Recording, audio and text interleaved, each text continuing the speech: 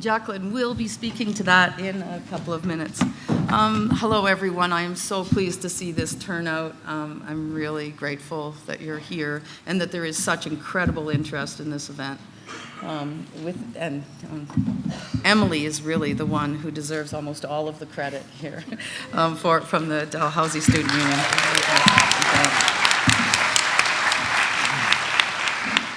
I'm Margaret DeNike, and I'm the new coordinator of the Gender and Women's Studies program here at Dal, and I'm worried I might knock this over, so I'm just going to put that there for a second.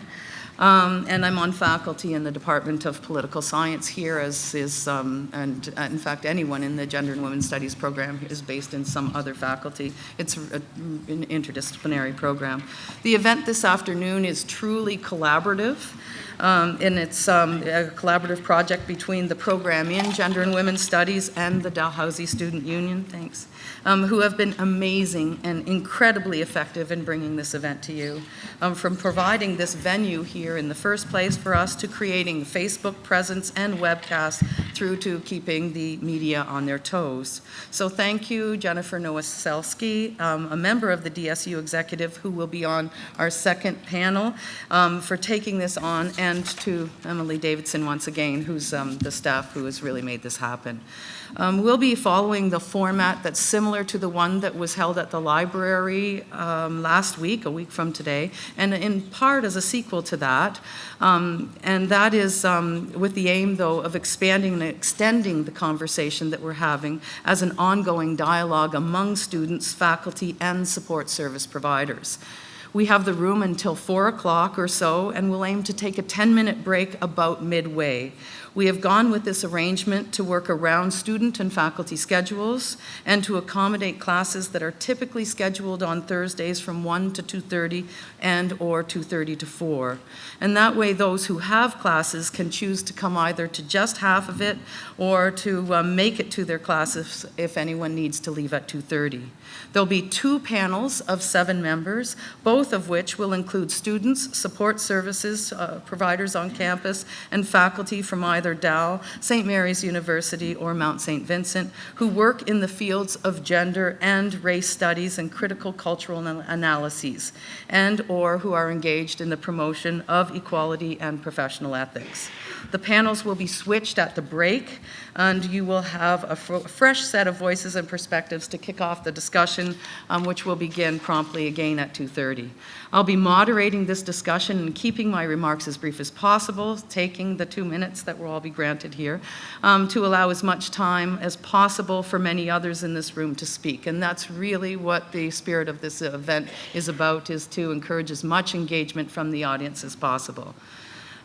As soon as I finish introducing the 2 panels, they will each have the opportunity to provide 2 minutes of remarks to assist in the framing and conversations and leading the discussion that follows. Speakers will be limited to 2 minutes, quite strictly, which we will have to enforce, and I have some assistants down here. You'll hear a little jingle jingle or something like that, or see these fine signs, so that I can think about other things, so that we can also hear from as many of you as possible.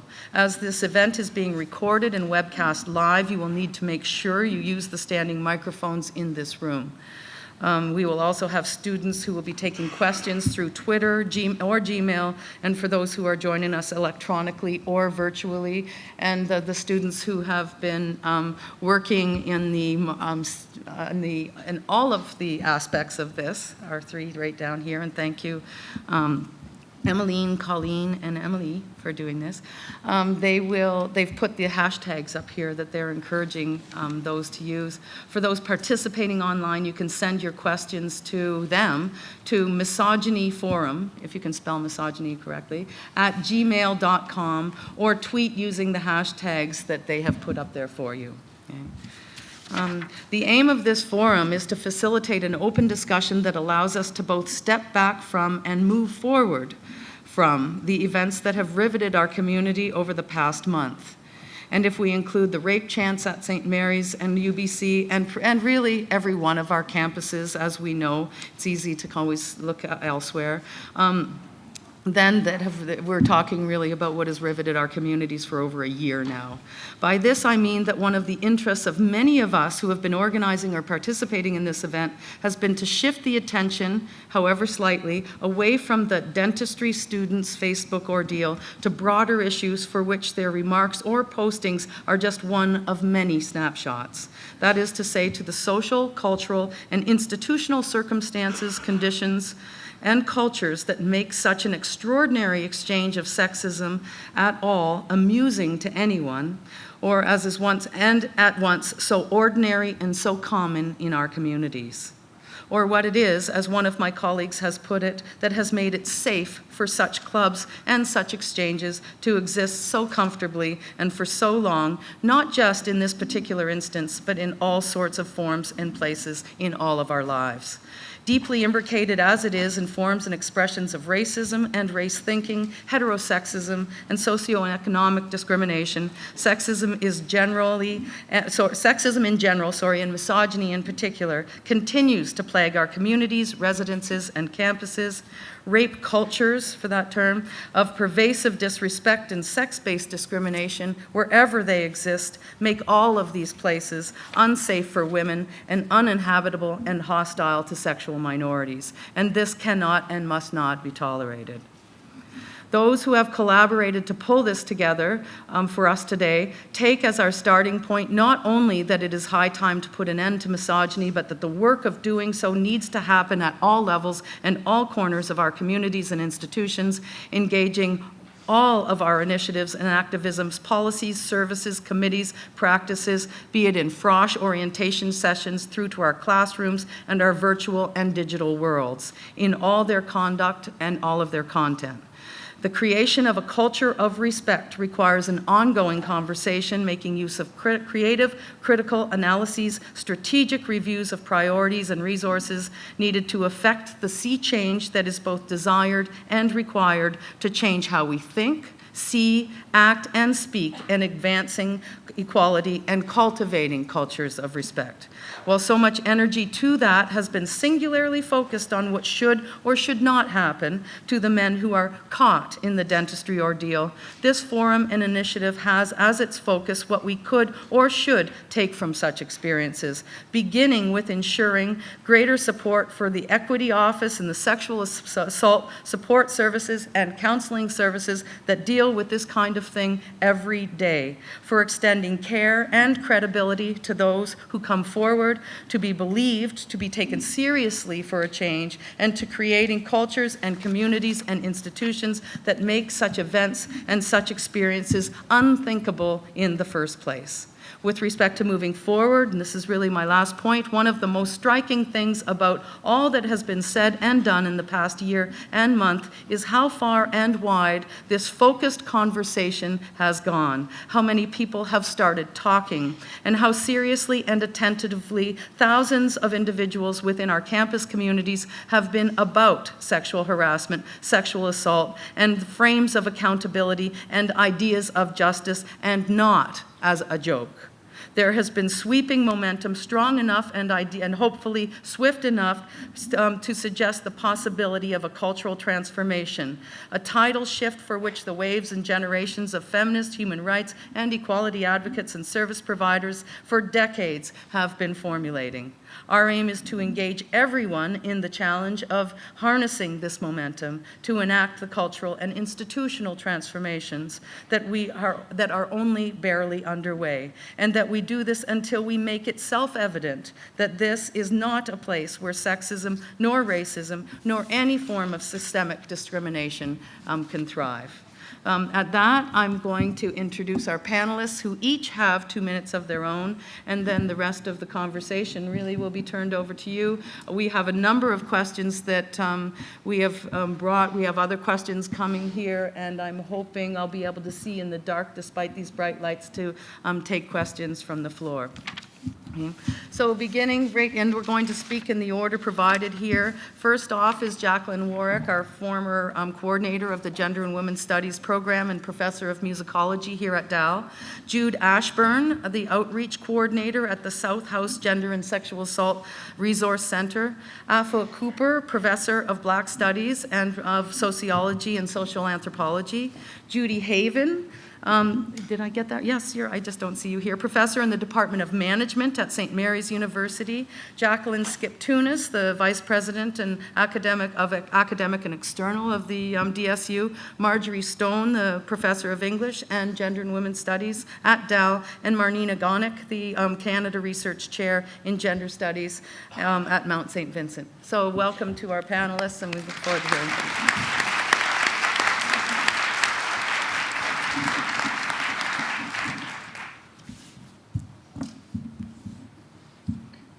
Go ahead. Great.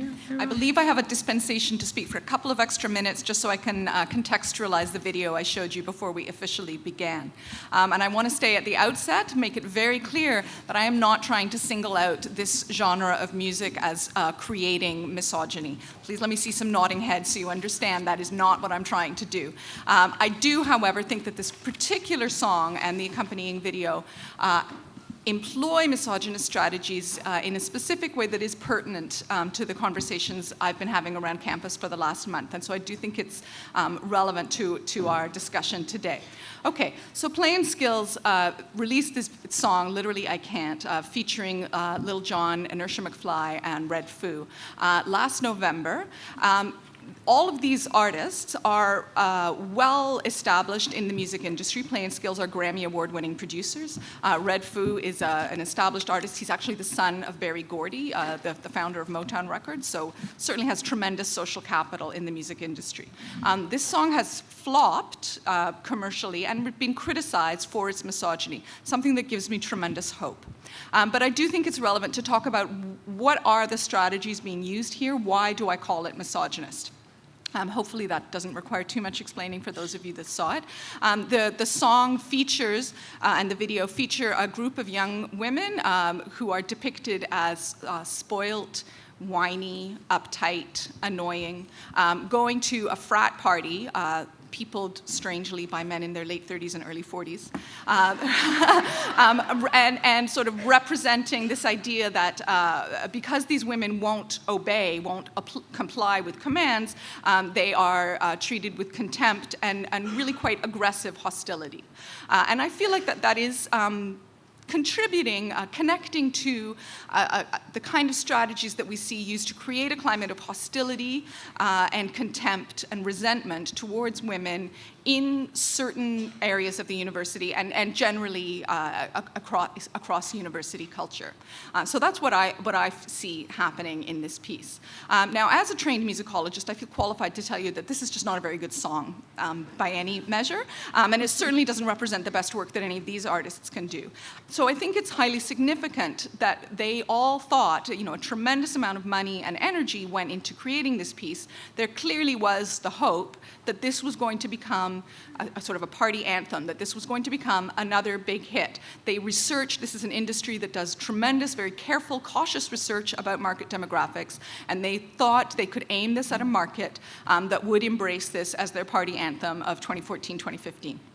So who was that audience that they thought they were talking to? Well, it's you guys. Okay, it's clearly meant to appeal to people who are at university. It is clearly trying to reflect a particular image of what the university experience is like. It is trying to suggest that this is how university students treat one another. And so I think it's a great positive sign that it has been so far quite soundly rejected by people like you. And I feel that this is a really important moment for us in the university world in thinking about issues of misogyny and how we treat one another. So I feel I'm asking all of you to be thinking about how you want to create a different image of what the university experience is like, what university culture is like. This is the moment where you're thinking through your adult selves, where you're forging the people that you're going to be upon graduation. And I think you have an opportunity, and we have an opportunity to help you craft a civil society. So thank you.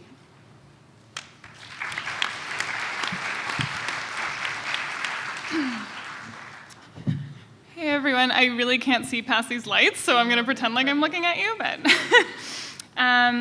So yeah, I just want to thank you all for coming here and engaging with this issue. You're here because you know this is a big deal, and I don't want to say anything that's patronizing or that you've heard before. I think most things have already been said on this issue, and it's really frustrating that we have to be here. So my name is Jude. I work at the South House Sexual and Gender Resource Center. We serve all students of Dalhousie, Kings, and any community member who needs our services. I'm here to say that there is no way of eradicating misogyny from an institution that refuses to acknowledge the oppression, intersecting identities, and rights of its students. It's like that simple. I wish to express our continued rage and disappointment over the lack of transparency from the Dalhousie administration as students and staff. We have watched Dalhousie take every possible step to protect the reputation, career, and tuition money of the 13 men who fantasize publicly about and threaten to inflict horrific violence against women and queer women in their class. We have watched Dalhousie co-opt the language of restorative justice and do so without any acknowledgement or analysis of race, class, and gender. We have been organizing and burning out on this issue over at the South House for the past month and a half. We wrote a letter to President Florazone about 3 weeks ago asking why he had not reached out to us as Dalhousie's only full-time student-funded and student-powered gender justice resource center throughout the course of this entire ordeal. We weren't given any direct communication with Florazone, but we were referred to Anne Forrestal, the VP of Student Affairs, and Verity Turpin, the ED of Student Wellness. We asked questions of them about safety, transparency, and advocacy. I won't go into the details of this meeting right now in the interest of time, but I will say that the South House will be making whatever knowledge we were given public to the student shortly. I would just like to also say that Dalhousie needs to understand the multifaceted nature of gender-based violence and how race, class, gender intersect to protect the men and deny the women and survivors the choices and safety and justice that they deserve, and that the issue of misogyny in our campus must be framed within a trauma-informed, feminist, survivor-centered, collaborative approach that doesn't rely on Dalhousie's mandate alone. That's all for me right now. Thanks.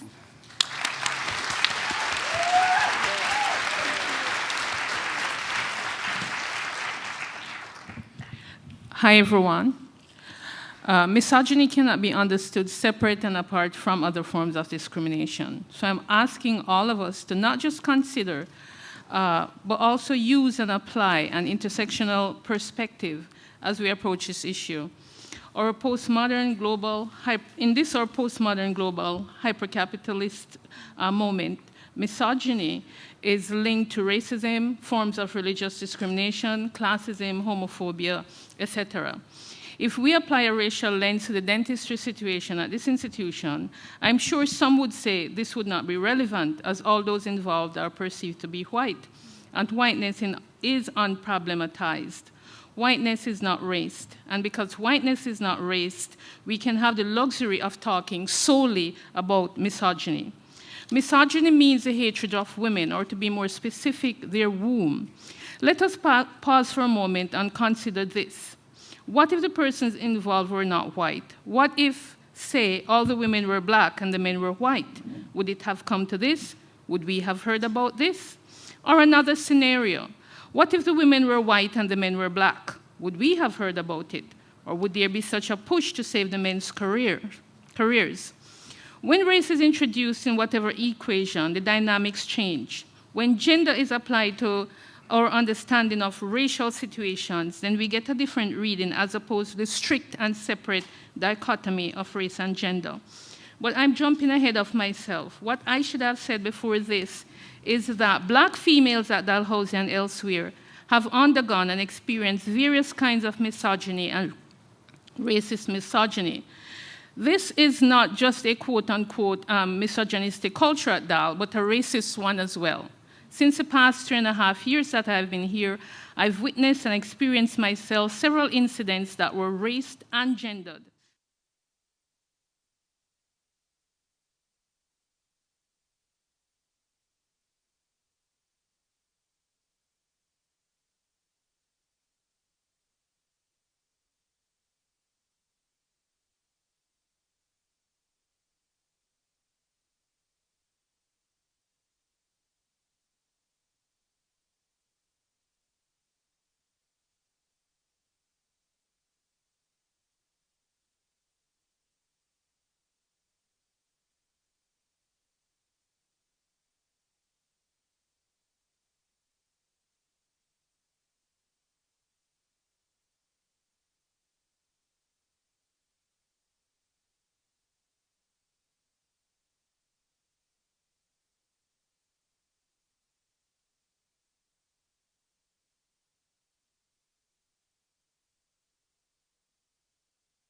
speech. I'm talking about in addressing these issues and making Dalhousie safe for everyone on this campus, not just white women.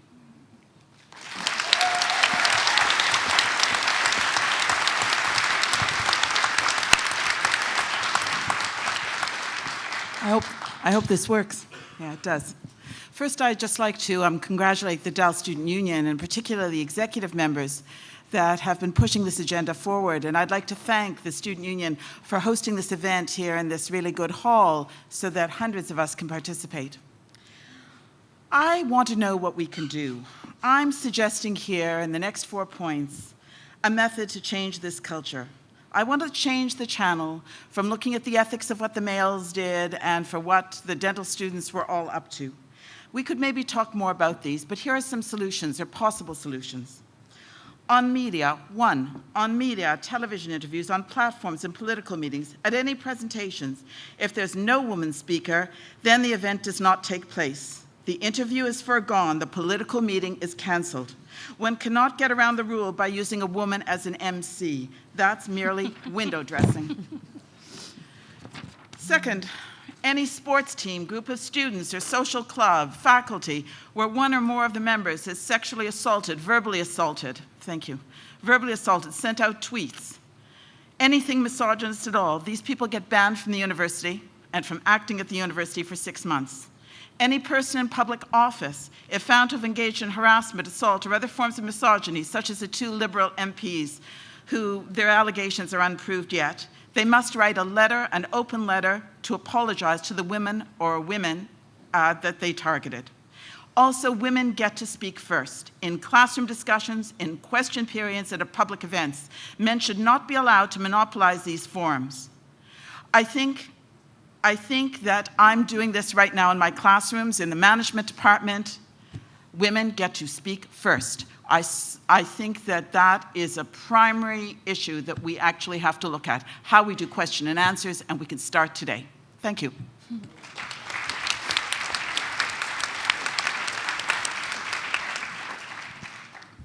Hi, my name is Jacqueline. I'm the Vice President, Academic and External for the Union. I just wanted to thank everyone for coming here today. It's really encouraging to me to see so many students in the audience. One of the things that, as a student union executive, I hear so much talking with academic administration is how difficult it is to get our students to really want to learn, and how it's hard to engage this group of 18 to 20-something-year-olds. And I think that we have really solid evidence today that it's actually not that difficult to engage you. They're just not very good at it all the time. We've been dealing with this issue very head-on for about the past month. This isn't really the first incident we've had. It's not an isolated incident. And we've tried to make it clear that not only has this been ignored for a long time, it's worse than that. It's actually been fostered at the university. Mm-hmm. This culture isn't something we've necessarily always just turned a blind eye to. We've actually helped it become what it is today. It's endemic, it's systemic, and you're dealing with a group of people that are here for the sole purpose of learning. You're all informing your views, forming your views and your opinions going forward, and it's really important that we give you a very safe atmosphere in which to do that, specifically as women, specifically as people of color, specifically as the oppressed and those at a disadvantage. Something as simple you might realize one day as the language you use is incredibly gendered, asking you guys if you're ready to go instead of asking if everyone in the room is ready to go is a very simple example. The more and more you pay attention to it, the more and more it's brought to your attention, the more and more you'll be able to address it. And that's really our job to do that. So thank you all for being here.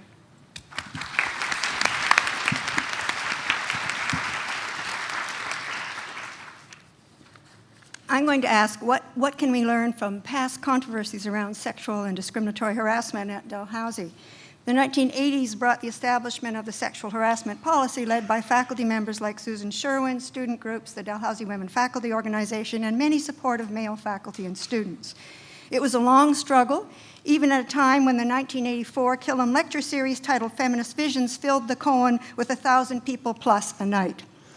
We knew we still had a long way to go when the Playboy on campus controversy erupted in 2002. In between came the 1990s struggle to institute a broader discriminatory harassment policy addressing, quote, abuse of personal or group vilification based on race, sex, ethnic origin, disability, or sexual orientation. After vigorous debates across campus in 1994 and 2 years of pressure by students and faculty, Senate approved a policy by a 2/3 majority. The Senate decision then was overturned by a Dalhousie Board of Governors ruling in an unprecedented intervention into academic policy. It was overturned because the 1990s was a period when the so-called culture wars on North American campuses led to denunciation of harassment policies as Big Brother speech codes. When the Halifax Chronicle Herald published an opinion piece of mine critiquing the board decision as undemocratic and infringing on academic freedom, I was attacked by columnist Harry Fleming as a lady, quote, fit for burning, metaphorically, of course, he added, and suggested my tenure be revoked. The board intervention prompted the 1994 student action Guerrilla Girls Against the Gag. The Guerrilla Girls were modeled on the New York activist group who protested the sexism and racism of high art with satiric poster campaigns wearing gorilla masks. But they were also influenced by the Riot Girls movement. That's a Guerrilla Girls sash at the front. So they issued press releases. Guerrilla Girls swing from the freedom of expression branch. They plastered campus with posters which mocked the board as the Borg of Star Trek. They mocked the speech codes at board meetings. They gave bananas in gratitude to senior administrators who'd supported the discriminatory harassment policy. So my question today is that this was quite effective. It generated, for example, lots of coverage in the media, front page cover story in the Dal News with activists, both female and male, wearing gorilla masks. So my question is, can we use similar forms of parody, perhaps, and humor today, and maybe defuse the rather too polarizing kind of debate that seems to be erupting on our campus now? Thank you.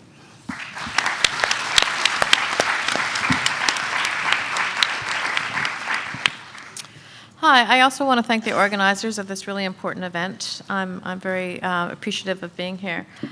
I think that we're here to talk about solutions to misogyny and sexism on campus. I want to echo what some of my other panelists have said about the importance of taking an intersectional approach, which also finds a way of talking about misogyny and sexism within the context of racism, homophobia, and transphobia. What I'm hoping to have happen here is to hear from the students in the audience, the students who are here, about their own experiences of dealing with some of these issues on campus. I'd like to know about what it's like being a student here at Dal and in the city. What experiences have you had? Does the term rape culture that we've been using and that's been in the media a lot, does it resonate for you? Why or why not?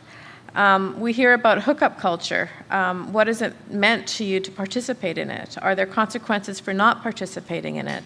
And what are the other options for socializing now?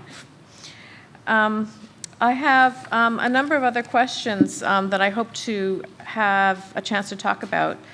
How do we explain why these incidents, the ones here at Dal and the one at St. Mary's, seem to be linked to professional programs? And programs that have been historically male-dominated? Is it just that these are the ones that are being found out, and it's more widespread than that, or is this really the focus of where our focus of our attention needs to be directed? And finally, how do we explain why we think young people have more and more options in life, which we hear all the time, especially for young women, and yet there seems to be a narrowing of options around expressions of masculinity and femininity in the form of hypermasculinity for men and hypersexuality for women? So those are the questions I hope to discuss today.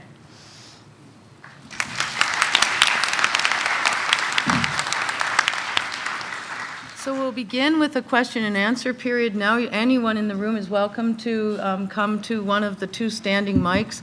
I have to warn you that they're almost invisible, I believe, to all of us with the lights glaring, so you might have to wave if you have any questions. But while you're doing that, I'll start with a few that have either come in or that we've posed. And given the priority that has been given to this issue, I think I'll start with this question in particular, and that is, what is the relationship, and I should say, first of all, any of the panelists can answer this question. I'll just, if you want to take it, you can negotiate that between you. If a couple of you have something else to say, I also want to make the point that if you hear a question that you're intending to ask is being made in advance, I'm hoping that we can cover as many issues as possible, and you might just want to then refrain from asking that question. So the first question, what's the relationship between misogyny, racism, socioeconomic or class discrimination, and discrimination against transgendered people? What do these relationships demand from those of us who wish to see positive change? Any of you wish to take it?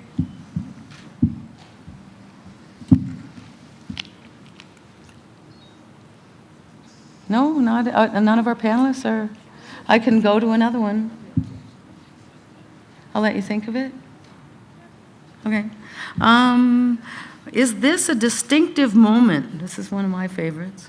Is this a distinctive moment where profound cultural change is possible?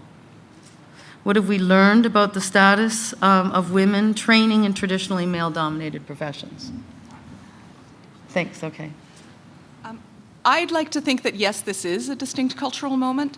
The issue of misogyny in university culture in particular has been an issue for my entire adult life, and I've spent my entire adult life in the university, first as a student and then as a professor. And I do hope and believe that the kinds of conversations that we're having, the fact that this is an issue that has engaged all of our attention for a month now, is one indication, one of many indications that we are simply unwilling to put up with the attitudes that have been so pervasive. As I said earlier, I think the university years are the years in which we forge our adult selves. This is when we determine what kinds of citizens we're going to be, what kinds of attitudes and ideas and political views we're going to hold. It's also a time, as we see lots of evidence, in which people are increasingly pushed towards these sort of hyper-masculine, hyper-aggressive masculine images and hyper-sexualized female images. And I think that the kinds of conversations that we're having now do indicate we are ready to resist these. The kinds of conversations that I have with students suggest that you are not buying it anymore. You're not shrugging it off. You are willing to do the work of adopting an intersectional approach, of looking at all of these issues in the most thorough and rigorous way. And I really feel like the nation is maybe with us on this, and that we are ready to start doing the work of moving forward. Yeah, please. Yeah, I think this is maybe a moment when we can maybe affect real social change. I actually find the kinds of examples of misogyny that I've been seeing over the past 10 or 15 years worse than anything I encountered in the 1970s or 80s or even early 1990s. I think, though, we've reached a tipping point.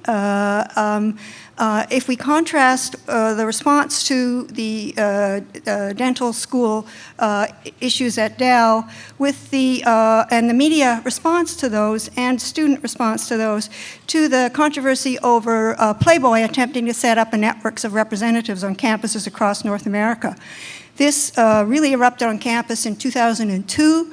I was teaching a contemporary women poets class. The students in the class were polarized in the debate. Some of the young women were actively protesting the presence of Playboy in its attempt to sort of provide franchises and brand every event on campus with Playboy. But there were some young women in the class whose friends or even boyfriends were involved in trying to become Playboy reps on campus. So you can imagine the kinds of debates that were taking place. The Dalhousie Arts and Social Science Society sponsored a forum. At that time, certainly there was a lot of student concern, I think, and there was a vigorous debate.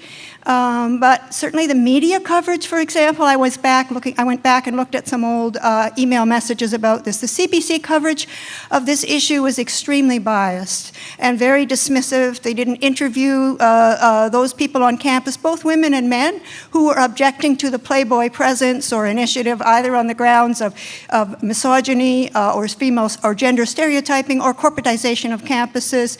So now we have a very different media response. These issues are maybe more disturbing and serious that we're grappling with now, occurring in a professional program and raising issues of professional ethics. But so it does seem that this is the moment. If we can seize this moment, we can maybe move forward.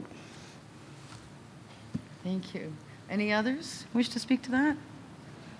And I see our audience is particularly shy in offering up questions, so I'll seize the opportunity. Are there activist I'm just trying to, trying to figure out which ones to prioritize here. They're so important. Are there activist strategies for addressing misogyny and related forms of chilly climate that we can learn from earlier struggles? And I'm picking up, Marjorie, on yours, on your remark there. Yeah. So, and what can we learn from what has been done in moving forward?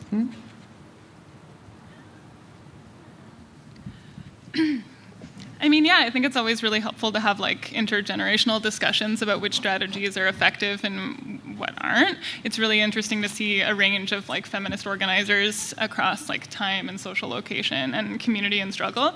So that's always really helpful to have those conversations and learn from them and document them and share them.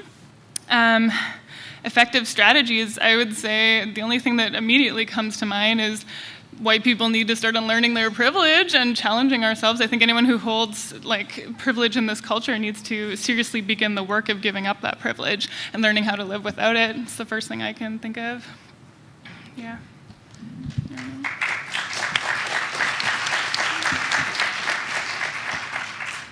Any others? Okay, now these questions are coming in, I assume, via Twitter here. Doesn't the issue of women should always speak first, doesn't this perpetuate the same problem the other way? I always love it when we get questions like this. I'll speak to that. Maybe every one of us can speak to that. Okay, go ahead. Would you like to start somewhere else, Margaret? No, you go ahead, Judy, please. All right, then. That's a very good question. Yes, I suppose at some point that could happen. But right now what we see that women generally don't come forward and speak up at meetings. We see in the classroom, and I've seen for the last 12 years since I've been at St. Mary's, we see women taking a back seat and being the secretaries in group projects and not being the people that advance the arguments. We see that in debates. We see that there has to be some kind of affirmative action so that women, I hope, start to take more of an active role in the classroom, in running things, in various student affairs. We've got a real problem. We have problems with still initiation rites, which are humiliating and horrible to women. We saw this last year here at Dal, and I saw it 2 years ago when I tried to change that at St. Mary's and was rebuffed.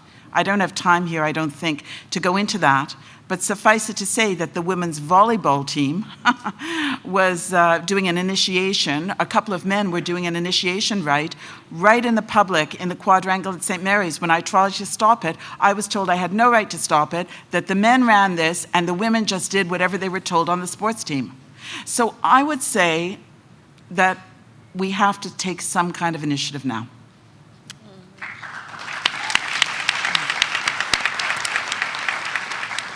Does any others want to take that on? No? Someone at the mic? Hi, I was wondering if you guys think that white privilege is playing a part with the Dal dentistry situation currently. Thanks. Well, I suppose that's me, because I'm the black person on the panel. Well, I did mention that, I think, in my 2 minutes. I definitely think so. I mean, in all these university campuses, including Dalhousie, we have a culture of whiteness. And a culture of whiteness promotes and encourages these kinds of behavior. I mean, black men, for example, do not have that kind of privilege. Not at Dal, not in Halifax, not in the rest of Canada or North America. Yeah, and I pose the question. I'm thinking they're all white guys. I don't know. We don't know. But I would submit that if there were 12 or 13 black or Chinese or Aboriginal men, they would be gone. They would be gone. Even if they come from middle-class backgrounds, they would be gone.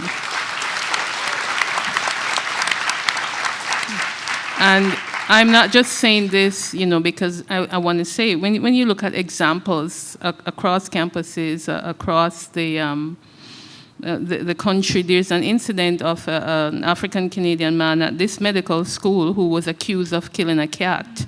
It was discovered, he was arrested and tried and so on. And the case was dismissed. He didn't kill the cat, but he was dismissed from the medical school, at Dalhousie Medical School. So, I mean, the life of a cat is important. But this guy was gone like that, right?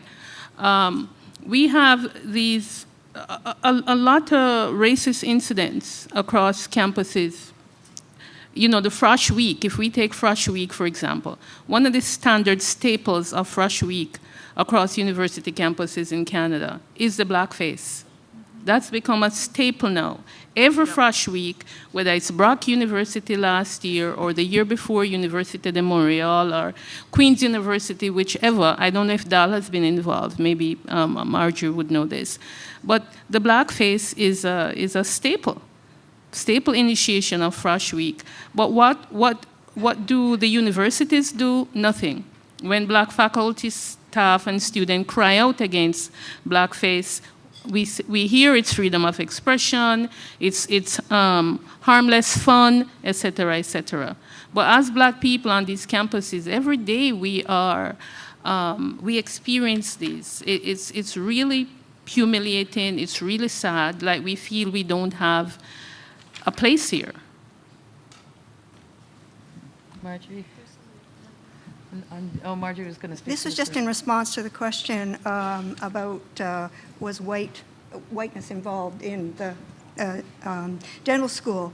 We can only work with information that's in the media, but in the original Coast article that included many of the postings, it pointed out that there were 19 men and 19 women in the core fourth-year class. 13 men were part, of course, of the Facebook group. It also mentions that, and 7 female classmates were the subject of derogatory remarks, but it also mentions that 9 other students, 7 men and 2 women, who are part of the foreign-trained class seemingly weren't involved at all. And I think that's very interesting because that suggests that if these are foreign-trained, maybe internationally educated health professionals, there's probably racial difference operating here. So it does, I'm wondering if race was quite a significant factor in the clubbiness of the gentlemen's club. Thanks. And I also think it's important to attend to a question such as, what if the complainants were women of color, and those who would come forward are women of color? And what effect does that have on just questions of basic credibility and the ability to be believed or taken seriously? And we know there's a racial politics to that, and it's a really important part of understanding our critical analyses of this situation. I know we have a speaker at the mic. Hello, can everyone hear me? Oh, okay. Thank you, Dr. Cooper, for being here and making the link between racism and misogyny. It's needed to be heard as part of the discussion. In my community, we have what's called kitchen table talk. We don't share a lot of our views about what's going on with whites of European descent because they're typically diminished. But my observation is that if these were 13 black men, yes, the hand of justice would move swiftly. If these were black women, I think it would be challenging to get our voices heard. I have a question for Jude. Jude, when I talk to whites of European descent to explain why they should own their white racism and privilege, it's difficult. Similar to, but not the same as, white men owning the prevalence of misogyny and inequality. So for me, I have to find the value in it. What are the bonuses of owning something? Can you speak to why there is a value for you as a white woman to acknowledge your privilege? And maybe we can make the link for men to own their privilege? Yeah, thanks for that question. For starters, I'm not a woman, but I'll just start right there. But thank you so much for that question. I think that that's something that I struggle with as a white non-binary trans person every day in my feminist organizing and just like being a human committed to not actively oppressing people. So I would say that the value in it is that you can build the type of community that will have your back. You can build the type of community and begin to understand what solidarity could actually look like if it wasn't based on systems of domination and recreating those systems of domination. I think I'm still in that process. I don't have any clear answers. I try to use any space that I'm given on the basis of white privilege. I try to not use it. Like, I just try to be aware of that as I move forward. I would have to say that there's value in recognizing the double standards here. There's value in having complex conversations that acknowledge my intersecting privileges and the ways in which I oppress. So it's acknowledging both of those categories so that myself as both oppressed and an oppressor hold. And so for me, it was doing more research into exactly the Truro case, seeing how there's men who are still attending classes even though they have criminal charges against them right now. I mean, there's value in understanding how deep this runs and understanding the ways in which I'm embedded in furthering settler colonial racist white supremacist projects. There's ways in understanding how that works to diminish both of our struggles. So I don't know, I don't have the answers, but I'm learning and committed to learning. Well, you have an opinion, and that's important. Please accept my apology. Oh, yeah, thanks. Any others wish to speak to that, or another question? Firstly, I'd like to just pick up on that point. I think it's really great how far we've come just in a few years. When I started university, there wasn't such a thing as non-binary gender, and I think we've come a really far way in a short amount of time to get to this point. But my question goes back to a few points ago about the about affirmative action. Personally, I'm not for it, but I was wondering, that's just my personal opinion, but what other ways can the university, societies, the union encourage women to come forward and speak up in class, in settings like this, and then also when they do see acts of oppression, how can we get people to come forward and do that? Yeah. And I'm wondering if anybody here wishes to speak to the question of affirmative action and the value or lack of value or your concerns about it. I think that was part of this question, or? You don't mean affirmative action in the legal sense, do you? I'm sorry. No, sorry. I was just meaning asking women to speak first, right. That sort of thing. Sorry, that wasn't very clear. Okay. Sorry. Yeah, Judy, yeah. Go Can I ahead. say something? Yeah, please. I don't mean it in the legal sense. I'm not talking about any of this legally. I'm talking about giving women space and giving them the attention they need so that they grow a bit and so that they're able to actually respond to things rather than being cut off from things. And we see more and more in our society that women are in fact cut off, even though we have all these options. So one thing that was running through my mind is I just read an article in the Montreal Gazette the other day online, and it says that 17% of engineering students, 17%, are women. At the time of the Montreal massacre, that number was 11%. Okay, so you say, great, that's 50% increase. Great, 17% is pretty low. We see in graduating in statistics for every single faculty overall in the universities in Canada, 65% of the graduates are now women. We generally don't hear a lot. We also know that over 55% of graduates in medicine and in law are female. And we know that in the business school, more than 50% of the women who attend business school at my university and across the country, on average, more than 50, about 58%, are women. Yet you wouldn't know that when you take a look at the responses, when you look at the various clubs, the societies. You wouldn't know it when you see things going on at the university, whether it's the rape chant at St. Mary's with the footballers, or the rape chant led by the student council. Seriously, you wouldn't know it So my question is, if we don't do something to open things up, are we just going to be laggards on this issue?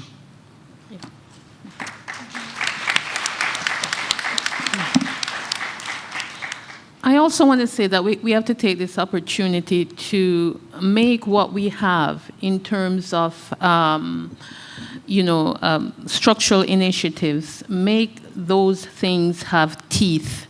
So, for example, the Equity Office at Dalhousie has a staff of 2 people, right? Mm-hmm. We have 18 to 20,000 students on campus who go through all kinds of things every day. So that office, for example, is overwhelmed, I would say, by all the complaints and things that they must attend to. And there are other offices on campus that are also equally understaffed. So if we're really serious about this is going to be a decisive moment, we can interrupt things, we can advance, we can transform this culture, we can change the culture of discrimination on the campus, then the administration and all of us must say things must be put in place. And these things, these offices, whatever, must work. We must staff them properly. We can't have 2 people for a student body of 20,000 people. It's kind of laughable, right? We have to beef up.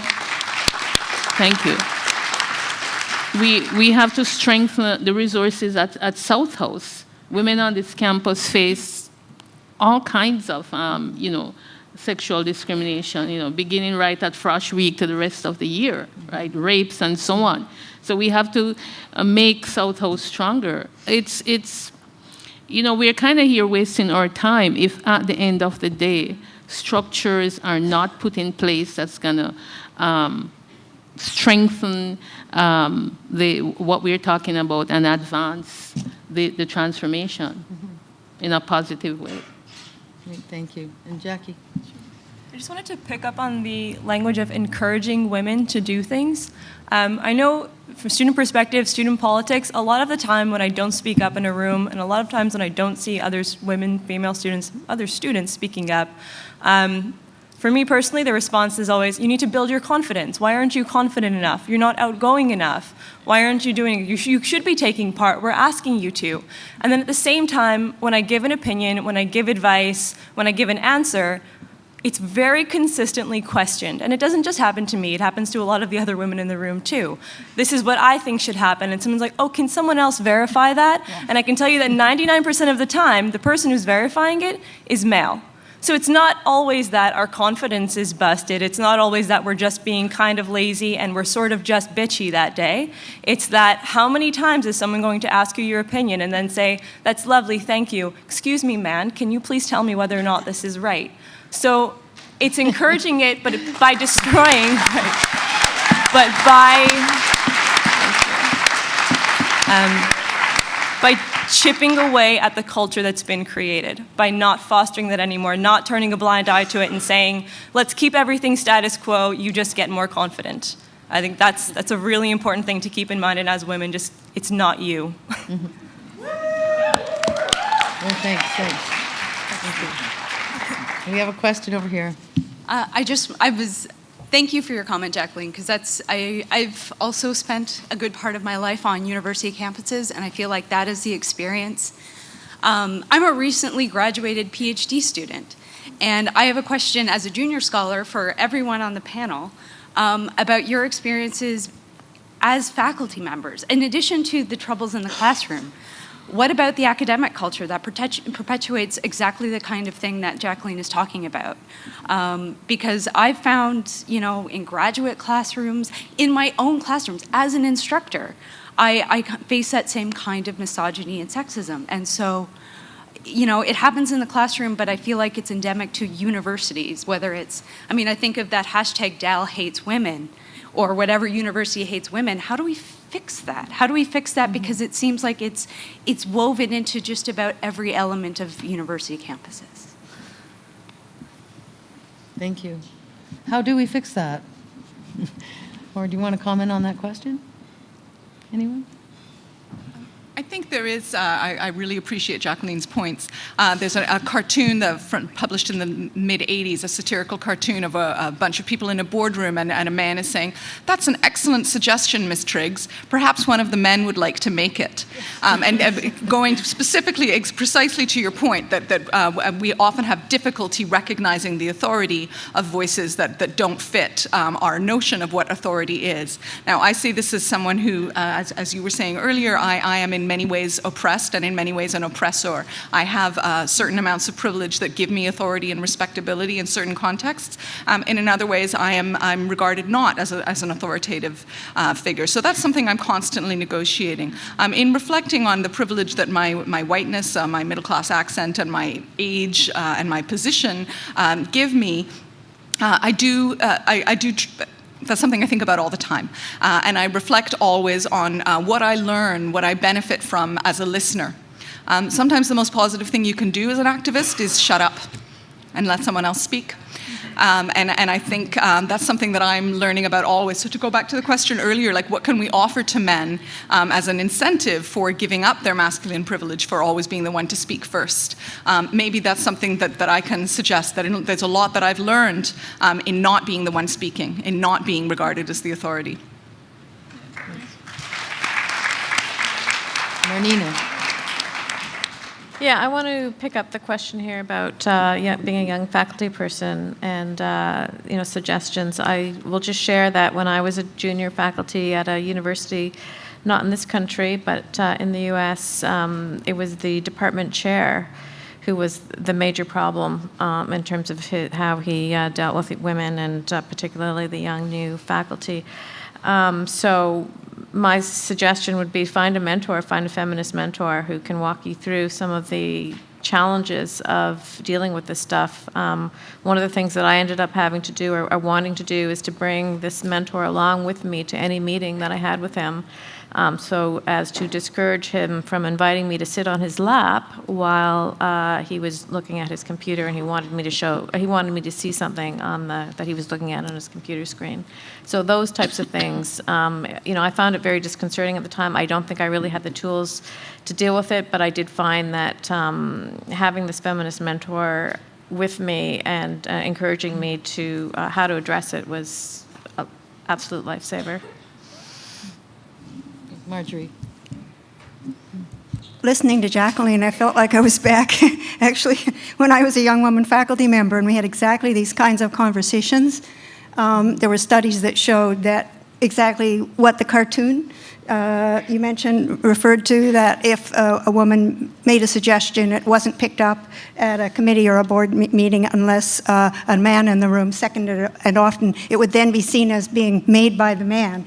That said, I actually think that we have to be really careful about making generalizations about who is dominant in what speech contexts. We always have to pay attention to speech communities.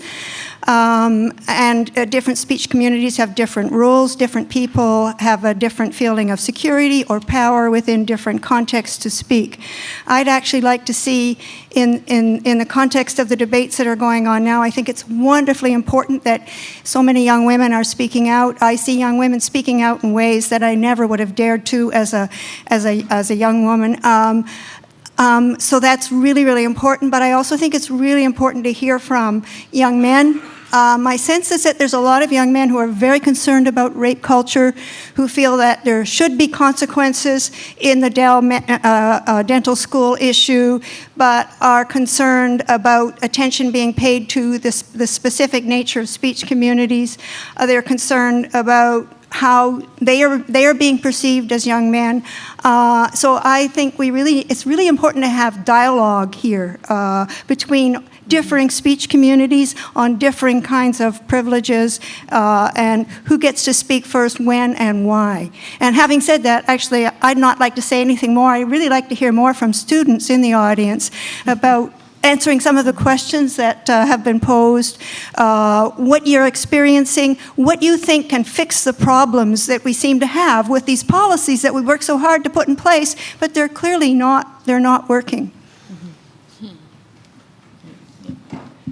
Please. Hello.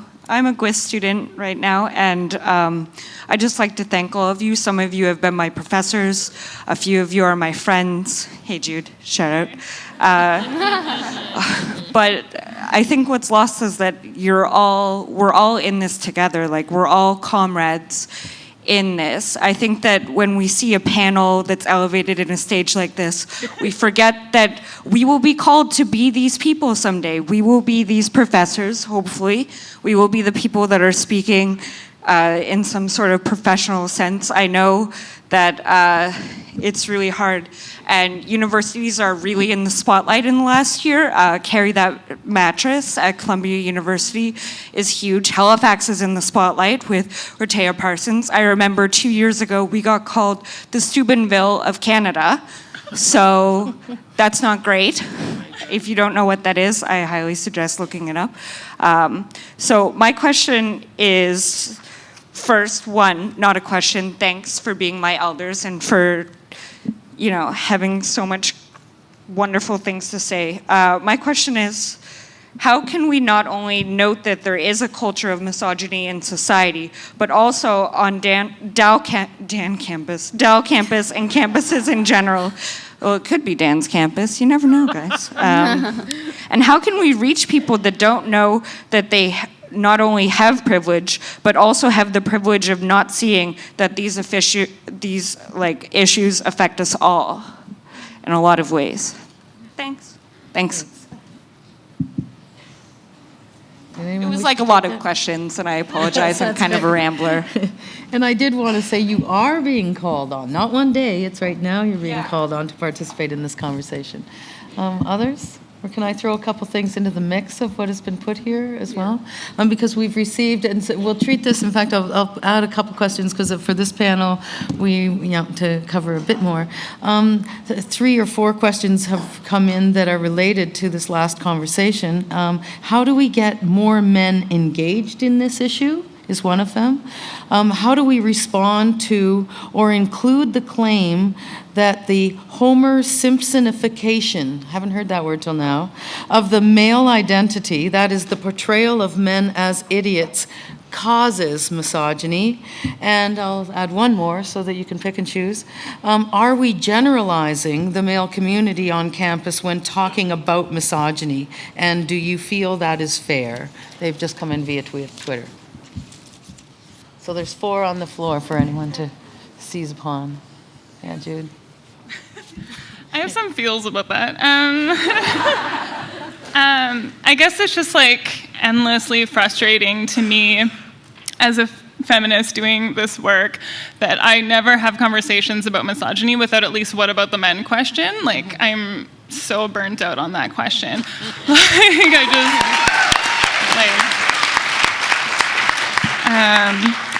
If we can't even talk about misogyny without someone feeling bad about the tender white supremacist cis heteropatriarchy, then I'm out of tears. I just don't know.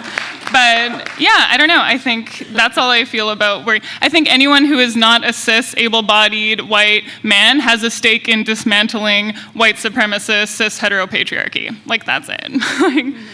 It's working out great for them, but the rest of us need to dismantle it. Yeah. Others?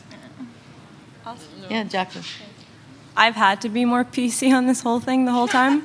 I think the thing that we've been saying constantly is that it's obviously not working for most of us. It's also obviously statistically, it's not working for men either. We were in a council meeting last night, and we were told that misandry should be involved in something. That should also be mentioned as a group that's oppressed and that's dealing with disadvantages in society. Yeah, that's something we should bring up. And there's a real difficulty in telling people that it exists. We know it exists. There's a Wikipedia page for it. A lot of people at the meeting were checking. It exists, but it's quite a different thing. And that we're dealing right now with the oppressed, with the other, with the people that are systemically oppressed and at a disadvantage within our society. So tackling this and dealing with the way that it affects men is just as it's just as important to tackle misogyny for men as it is for women. And it's so hard to get that through to people, but in a society where, I'm not going to get the quote right, in a society where your women are oppressed, everyone's at a disadvantage. If you're oppressing one group, somebody else is having to deal with the repercussion of that. It's like a stress test. If you put one person under stress, everything is thrown out of balance and it doesn't work. As students, we see that, and as students, we're in a position, again, where we're getting to question our views, we're getting to form our views, and the university, something I've been saying in budget meetings for the past 3 years, is not, it's meant to be something where you come up with ideas and where new things are formed and where you make an impact on society. That's our job. We mold society in a very, very big way. We're innovators, and not just because it's plastered on the walls now, but because we've always been innovators. And this is something that has been thrust upon us, and the most intimidating thing that we've had to ask for so far is not that the university act. They've been telling us, we've been really pressing them, you're telling us we need to act quickly. It's like, no, we want you to act swiftly, we want you to act deliberately to protect our students. But I think much more frightening is we're actually asking you to consider this so that you make a difference, so that, as the PhD grad mentioned earlier, so that when these things happen, we feel confident that they're happening and that we're going to get a reaction, that we're going to get a response to try and actually correct the behavior and hopefully eradicate it. And that's a very roundabout way of saying things, but to kind of sum it up, this is better for all of our students, it's better for all of us, and we are, as a university, we're the example. We're in the position now where we're really the example, and it's stressful, but it's really powerful, and I hope that we take advantage of it.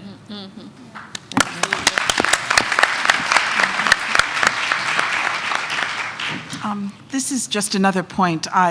I think what Jacqueline said was really good. I'm just brought with me, and I was going to speak about it briefly, a calendar from a decade ago. This is the University Girls Calendar at St. Mary's University.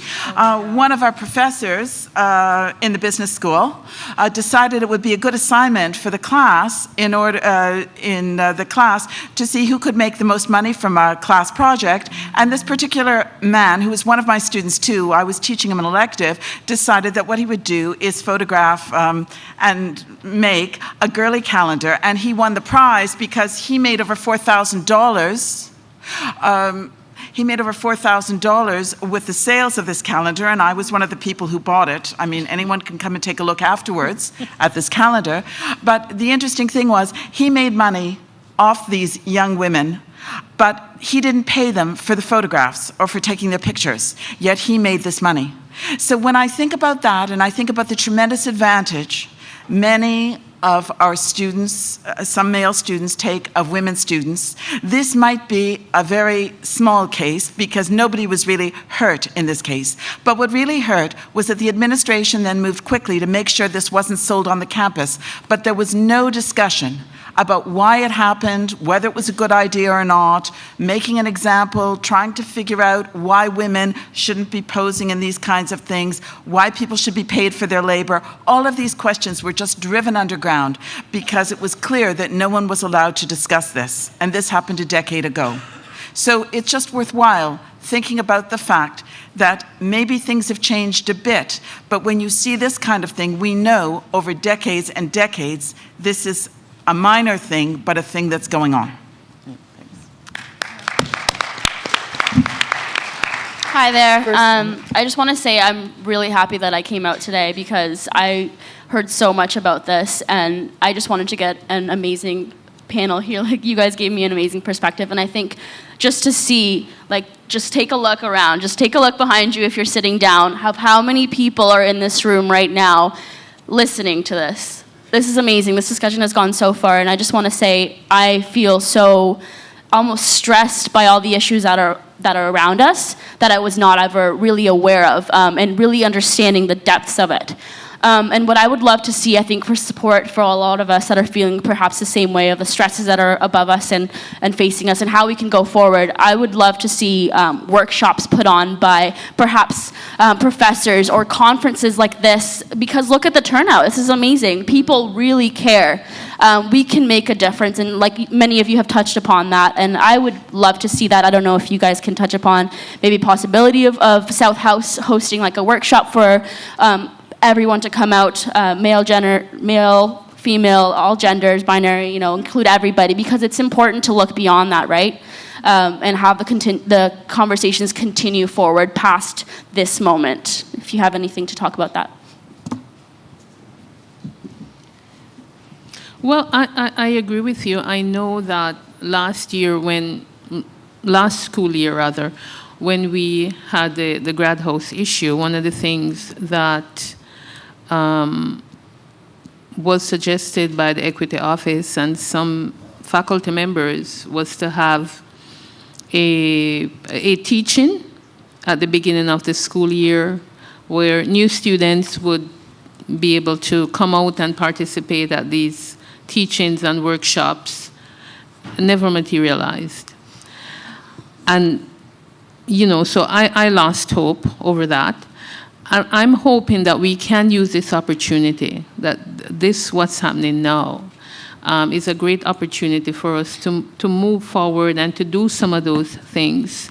I mean, people here are willing, you all are willing. Is the university willing is the question. But, we can, don't want to use the word force, we can encourage the university to get behind this because it is critical. And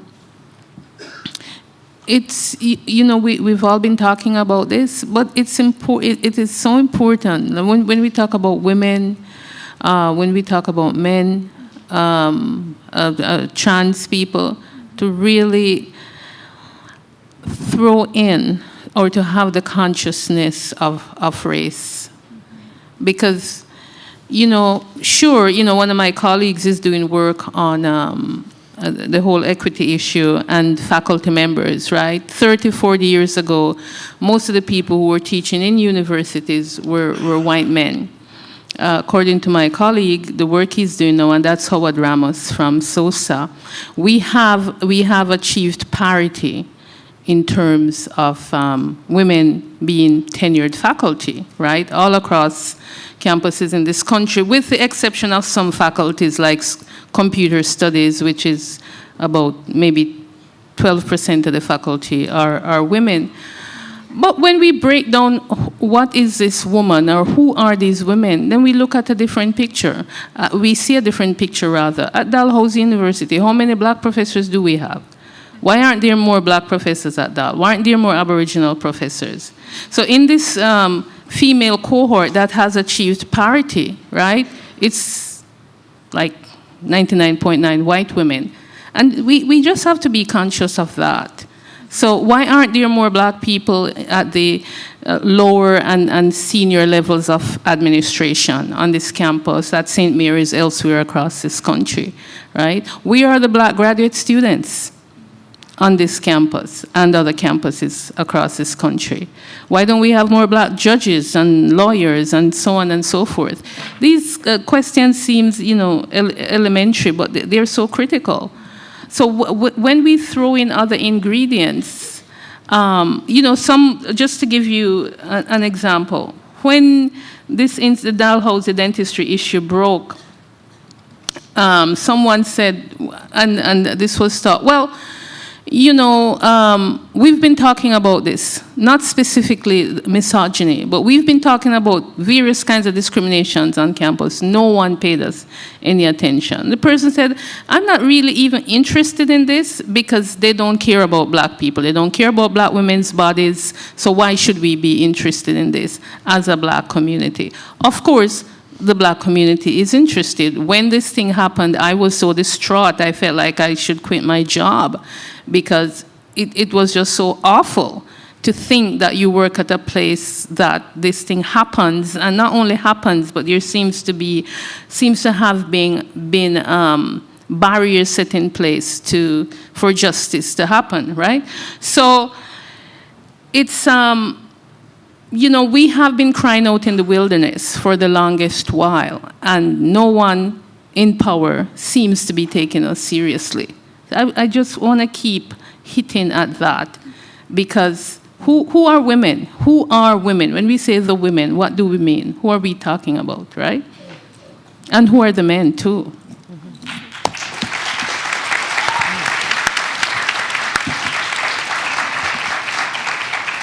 We'll take one more question from the floor and go from there. Yeah. Good afternoon. Thank you again all so much for doing this. This is very important. One of the things that's kind of bothered me about this whole situation, well, lots of things, but one of the things that bothers me in particular is has to do with the response. And it seems to me that the response to this incident is itself an element of privilege in many ways. Insofar as that it has galvanized a whole nation, we have a number of fairly quick, organized responses, and sustained media coverage. And I'm thinking about this in comparison to a whole series of issues that have been in the media around Aboriginal women, and they have not, at least to me, they have not seemed to galvanize the country, or I haven't seen any, organized panels in the last 2 weeks, despite the fact that even, these issues are women being killed, not just threatened. I don't want to diminish the realities of what happened here. But I'm wondering is how, by acknowledging the privilege of even our response, might we be better able to respond to this problem in general? Because it's one thing theoretically to clean up the campus, but where are the people, the people coming to campus from, if we can't really make this, get really to the roots? I think about the misogynistic, responses of our government in refusing to even examine, this issue on any sort of systemic level, to, refusing to commit sociology, I think was the response. So how does acknowledging the privilege of our response lead us in the other ways that we can respond much more broadly? Thanks.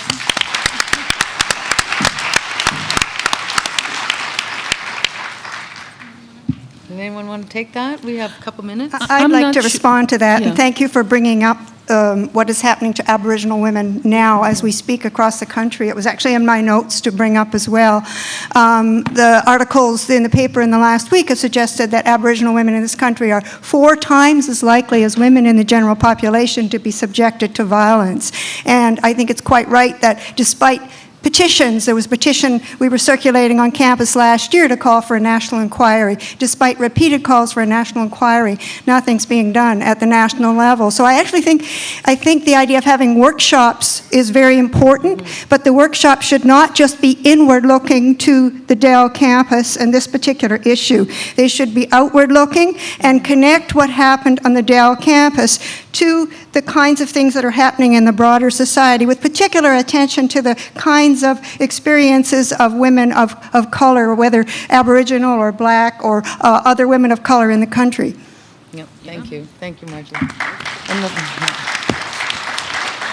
And we can have the last word before our break. Is it okay? Yeah. I actually I brought a quote from a piece that came out today that I think speaks to that really well. And it's from friends and community organizers Rochelle McKay and Daryl LaRue. And I just want to read what they said. They said, often safety and respect are used to avoid discussing how racism and colonialism continue to influence gender-based violence. While this may maintain some forms of comfort, it certainly does not increase Indigenous women's safety. How do we as white settlers become complicit in gender-based colonial violence in the lives of Indigenous women and girls, even as we condemn sexualized violence? For those of us concerned about Dalhousie, St. Mary's, Mount St. Vincent, it will require finding a way out of the same comfort zone that allows us to recreate colonial violence daily. It means listening to and learning from Indigenous people with humility and without judgment, especially when we feel uncomfortable, in order to value the voices, the experiences, the lives of Indigenous women as if they were all Dalhousie students. So, that says it better than I could. Yeah, I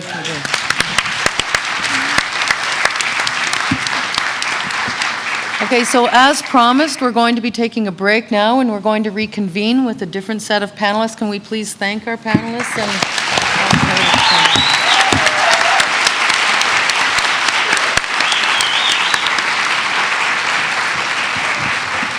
And we will reconvene within 8 minutes.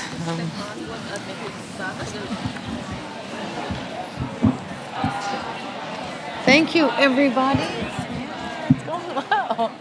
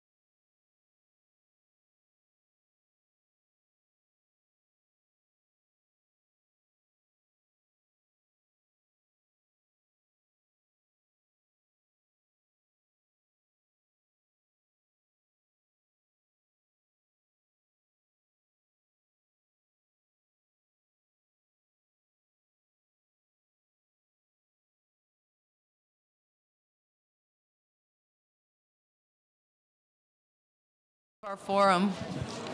We're going to get started so that we can do even more of what we were just doing a minute ago. For those of us who have just joined you and us, this is the second half, our second panel. We had a previous panel. I think many of you perhaps have stayed. We've just been joined by a few classrooms or new classes, so I'll introduce myself and the panelists.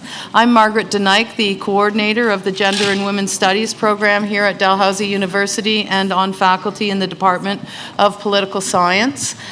This initiative here is a truly collaborative initiative that involves an incredible amount of work on the part of the Dalhousie Student Union, and we're really grateful for everything from the forum to the media promotion to even just having glasses of water here, and I'm particularly grateful to Emily Davidson for all of her work on this.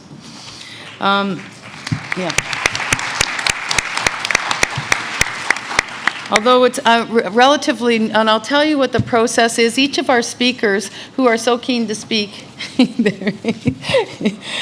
each of our speakers has a mere 2 minutes. And the spirit and the idea behind this is that we are going to be hopefully hearing from as many of you as possible. We have 2 standing mics here. At any time, you could please just come to the microphone. Otherwise, you can. We actually have both a Twitter presence. In fact, I'm just told that we're trending here, so which is lovely.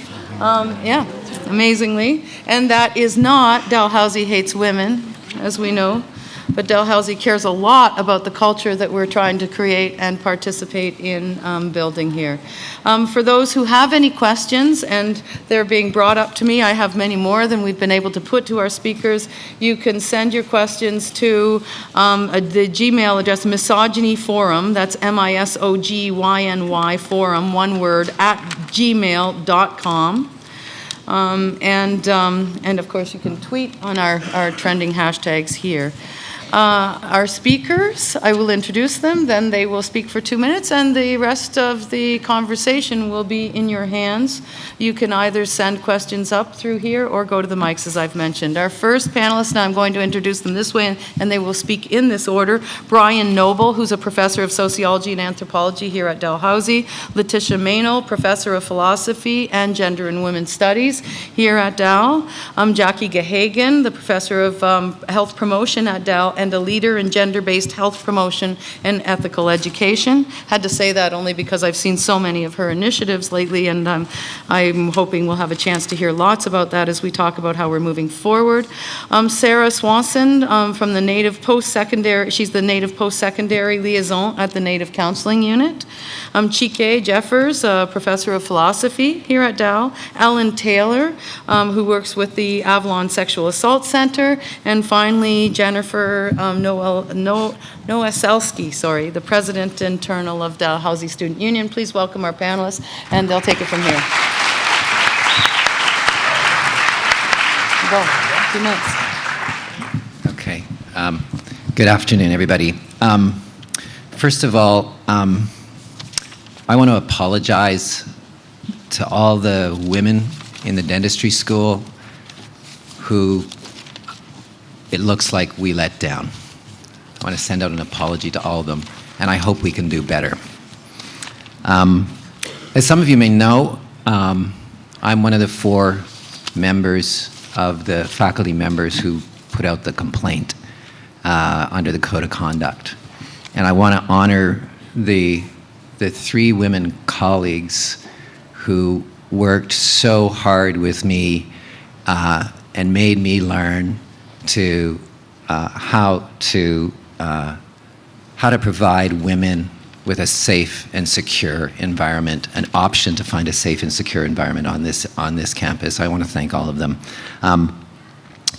And I also want to thank so many other women and men who have been around me working hard to try and get this situation back on track. Another important thing I want to point out is, you probably noticed I'm a guy, and I come from a place of white male privilege, and I just want to say to all of you guys and women that there is a place for men to come out and be engaged very directly and politically in these activities, and we need to do that together. In fact, I have to say that when we came out with a complaint, we had to reveal who we were in order to get attention. That caused a lot of really important traction for all of this. It was very important for this to happen. And among other things, I have to say, and maybe later on I'll have a chance to read to you, one of the many, many emails that I received from people who said, finally, somebody has taken some leadership. We weren't looking to take leadership. All we were trying to do was the right thing. Thank you.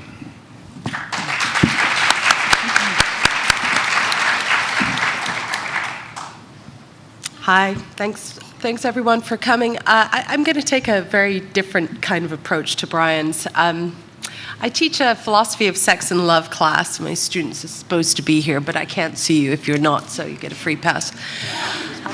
Yay, glad to see some of you here. And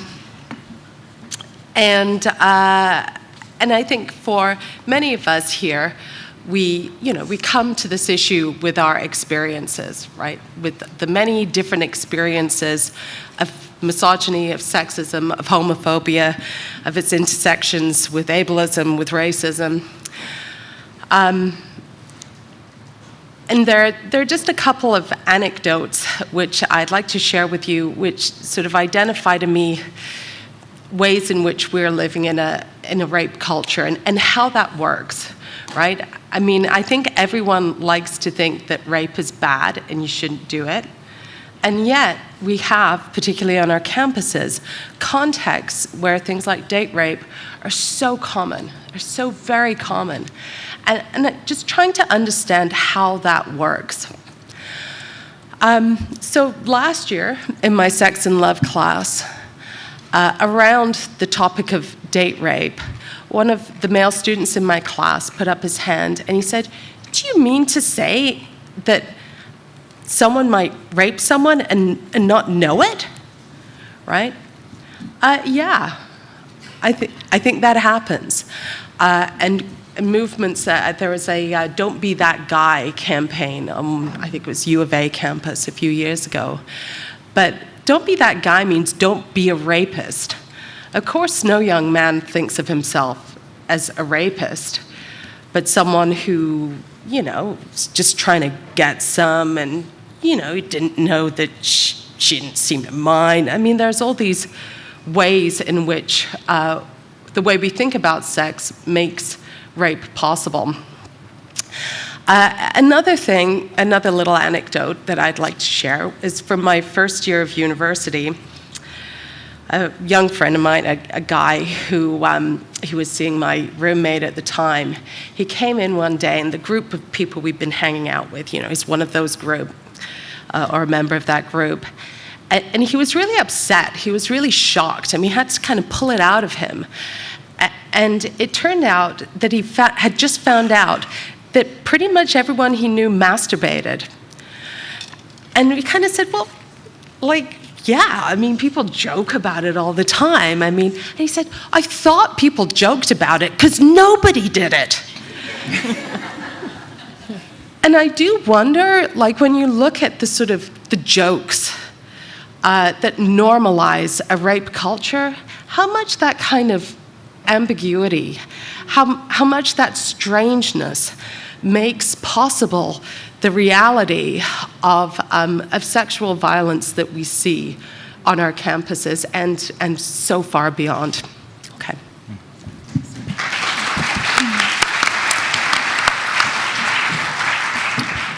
Thank you, everybody, for being here. I've kind of gone a little bit off script, so I'm not actually going to read my pre-prepared 2 minutes worth of content. What I'm going to do is sort of take some of the threads that I heard from the panel earlier today. But I would like to, before I get into those threads, thank the DSU and the Gender and Women's Studies folks, particularly Margaret, for putting this together, because it's no mean feat to herd a lot of people into this room. So again, thank you very much for that. So a couple of things that we've heard are what will lead to sustainable change? So we've heard bits and pieces of the problem, and the question remains, what is going to make for sustainable change? So we've heard things such as we need to see a culture shift, we need to look at issues of intersectionality, we need to look at issues of diversity, we need to look at the kinds of resources that are actually on this campus to support and sustain that cultural change. So for example, Afua talked about, get real, 2 people in the equity office is not going to cut it with a student body of some 20,000 people. So can we rethink the way we actually do this and be all in or don't bother? Because in other words, we're sending mixed messages to students, faculty, staff, and others on this campus when we do things in a seemingly half-hearted way. So I agree with the comments that were made by the earlier presenters. I do just want to point out that I teach in the Faculty of Health Professions, and part of the challenge there is we have a clause called professional unsuitability, which basically means if you transgress those guidelines and you are in a program in the Faculty of Health Professions, that can be used as grounds for academic dismissal. So we know that there's a lot of policies in place. What I'm left with, the question around what leads to sustainable change, is how do we actually animate those policies? How can we actually do this in a way that is going to make it stick? And I remember Marjorie talking about seeing this in the 70s, in the 80s, in the 90s. It's happening again. So I think that what we need to do in terms of lessons learned and moving forward for sustainable change is actually take stock of the resources that are on campus, think about how to do this differently, and actually be all in and show by our actions that we are all in. Thank you.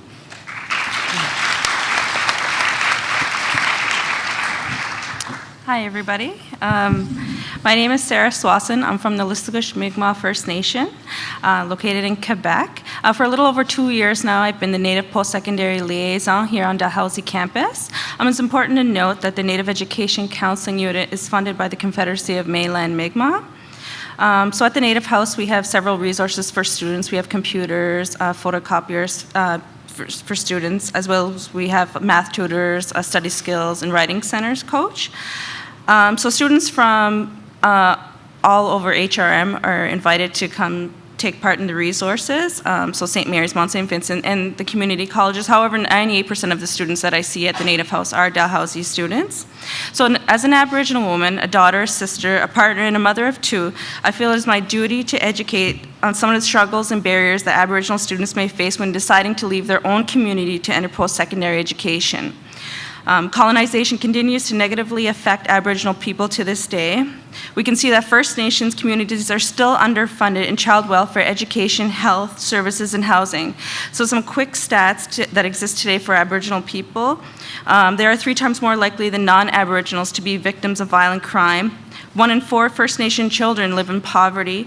23% of Aboriginal people live in houses in need of major repair, compared to just 7% of the non-Aboriginal population. There are more than 100 First Nation communities under boil order advisories. There are more First Nation children in foster care than there were in residential schools when the schools were at their height.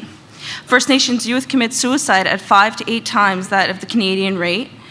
The RCMP recorded incidents of Aboriginal female homicides victims at 1,017 and unsolved missing Aboriginal females at 164, and this is between 1980 and 2012, so this number has risen since then.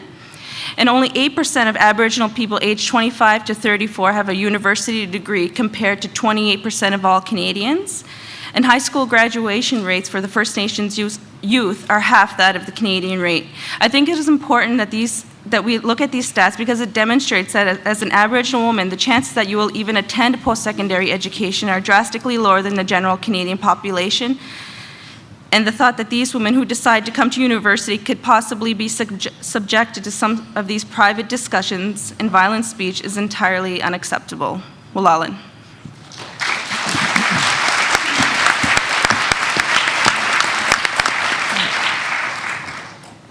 Thank you for having me on this extremely useful panel.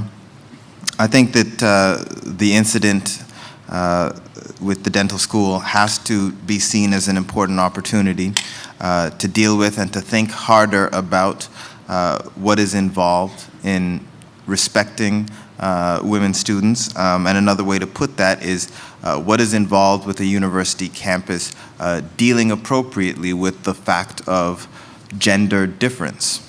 I work in my own writings a lot on race and the question of what it means to deal with racial difference. And I think that there's an interesting paradox when it comes to dealing with racism. On the one hand, racism involves the creation of difference, right? It treats some people as different than others, and specifically as lower, as less valuable, right? As not equally deserving of equal respect. On the other hand, racism is importantly about stifling and repressing difference. First of all, one way to perpetuate racism is to call for the ignoring of difference, and so you don't deal with historical oppression by recognizing that different communities have been differently situated. And even putting aside that, there's the question of cultural difference. This is something I think about a lot with respect to black folks, but it's very obviously important when thinking about Aboriginal peoples and the respecting of cultural difference as an important part of respecting difference. I think that gender difference shares some of this. In fact, I work on a black feminist thinker from the 19th century, Anna Julia Cooper, who made parallel arguments of this kind with respect to both gender and race. And she, as a black woman thinker in her time, was thinking about these things because of the way that she combined, right, vulnerability to both racism and sexism. So to sum up what I'm saying, I think that that we need to take up this challenge of how to provide respectful space for all kinds of difference while trying to eradicate those forms of difference that are predicated on inequality. And we also need to always pay attention to the intersections of difference. Thank you.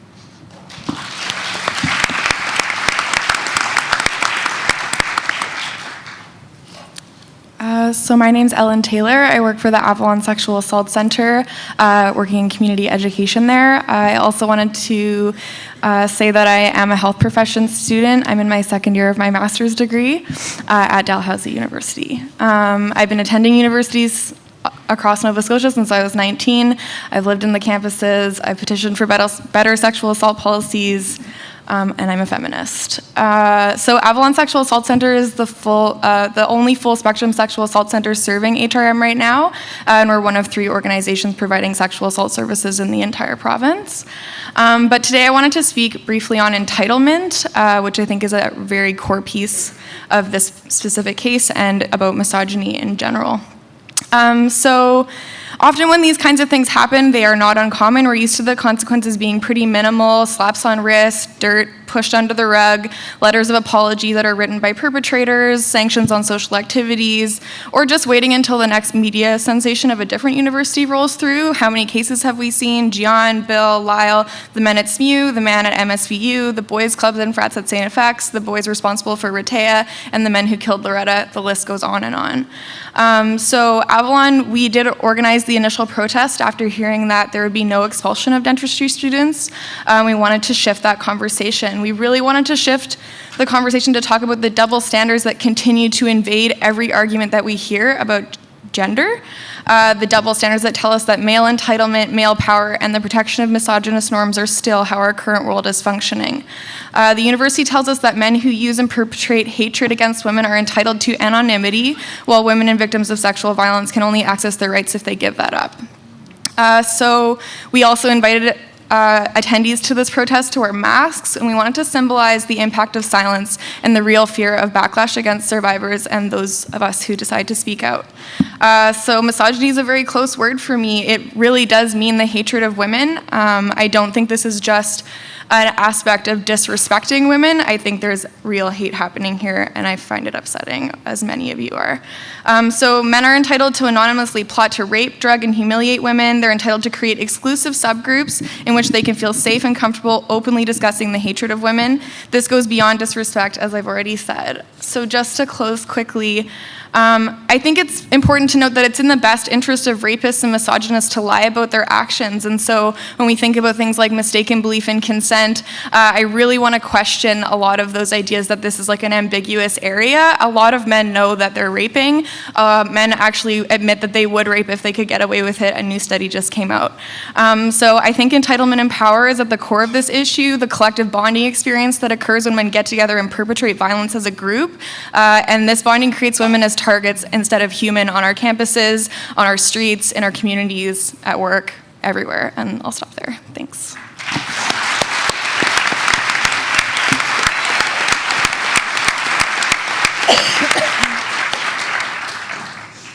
Hi everyone, my name is Jennifer Nowoselsky and I'm the Vice President Internal of the Dalhousie Student Union. This is a really important time for us, and not because this is a new thing on our campus. Our students have come forward with a lot of complaints of discrimination, including misogyny and gender-based violence, for years. A couple things that have been touched on in this panel and the previous one, it was the Equity and Accessibility Office. And so I thought it might be useful just to provide a bit of context for that, because it's exactly what we're talking about right now and why it's so important for all of us to stick together on this issue. So in 2012, the Office of the Ombudsperson was cut at Dalhousie University.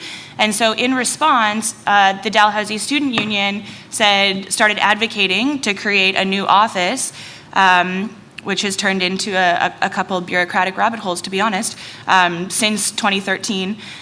We created a temporary, we called it a pilot project, of the Equity and Accessibility Office, which had 2 people in it. And that was just to create like immediate support and bring up data so that we could tell the university exactly why we needed this office in the first place, and was never designed to provide the extensive services that are really lacking on this campus. So this is something that we've been asking the university to prioritize for years, and this is really important in this conversation right now. I think it's really important to remember that students have been supporting each other for years through the South House DNA office, Dalhousie Student Union, and that we really need the university to prioritize this, and that's why we're here today. I really hope that we can all stick together and come together as students, faculty, staff, community members. It's really nice to see everyone out here today, and I'd really love it if anyone wants to, if feels comfortable reaching out to me directly or in another forum. We have a town hall coming up and there'll be different things coming up. This is just a starting point, and this is really important for us to take action now.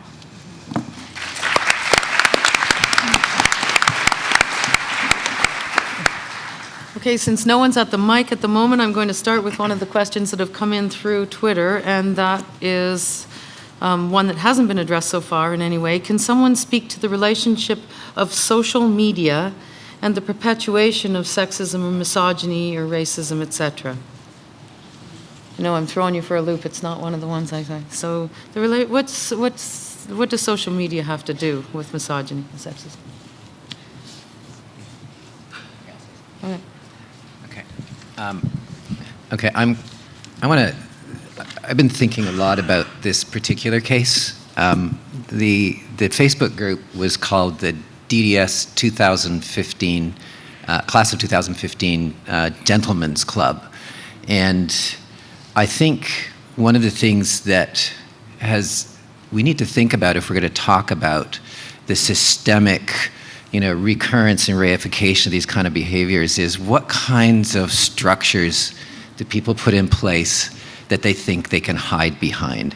And that there is a deep history of this thing called gentlemen's clubs, and we're not really thinking about that. We're not talking about this. These are often, clubs, the club history going back to the 19th century in England has been about men who have a special preserve where they can get together and they can say whatever they want. They can bring out and believe that it's private. Now, one of the biggest things that's occurred to me is that this event has really challenged us in thinking about whether and how something called Facebook is actually private. It actually moves from the space of private, group discourse where hateful things can be said, and now what's happened is people are having to recognize that actually this is very public, and every time we participate in anything, I just want to give a shout out to the students in SOSA 2001, my class, who are here.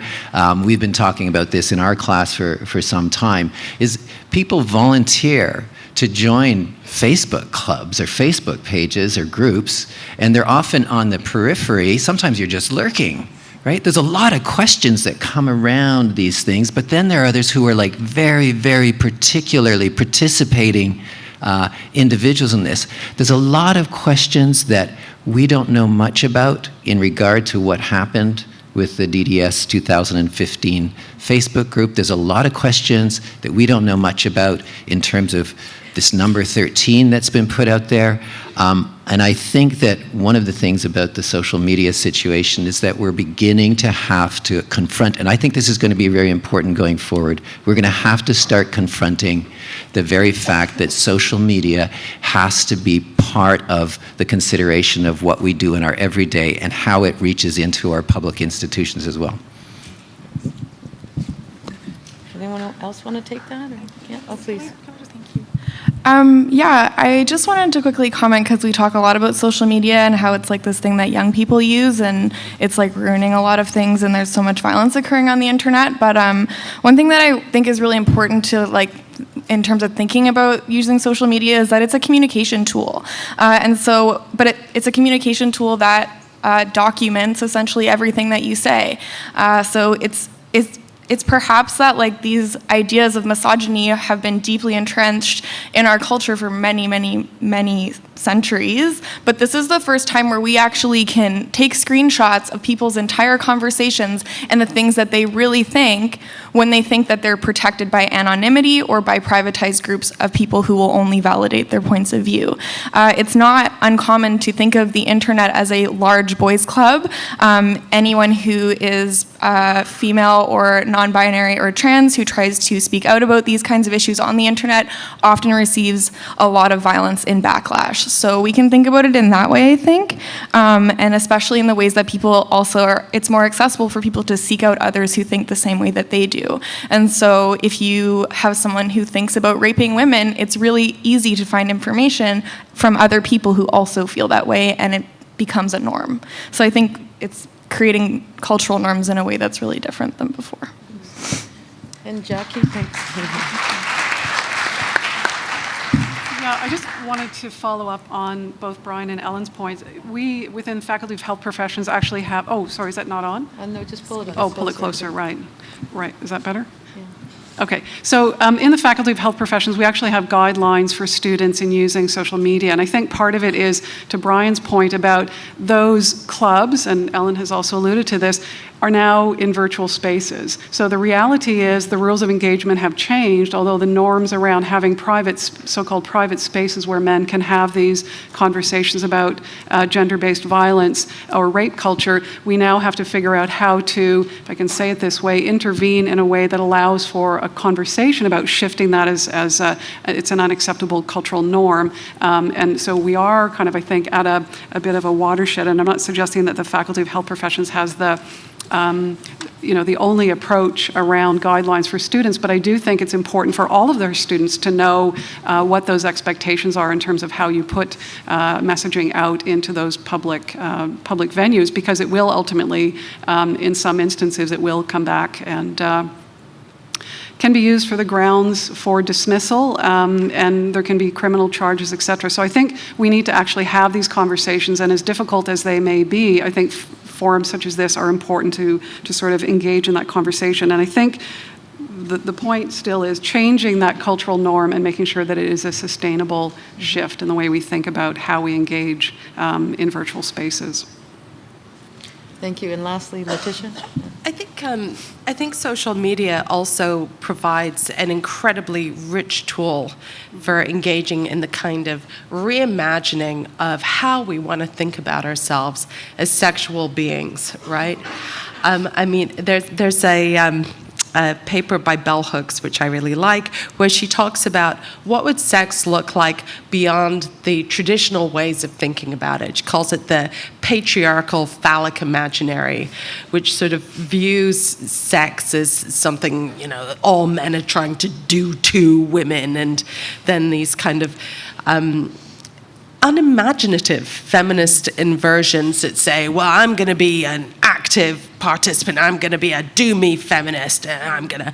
And I have this kind of weird, kind of violent approach to sex and our sexuality, which is just not very healthy and not a lot of fun. And I think social media is this great place for trying to reimagine the many different ways men, women, trans individuals are and can be and can love and can be sexually expressive beyond this old, tired bullshit, which you get in things like the DDS Gentleman's page.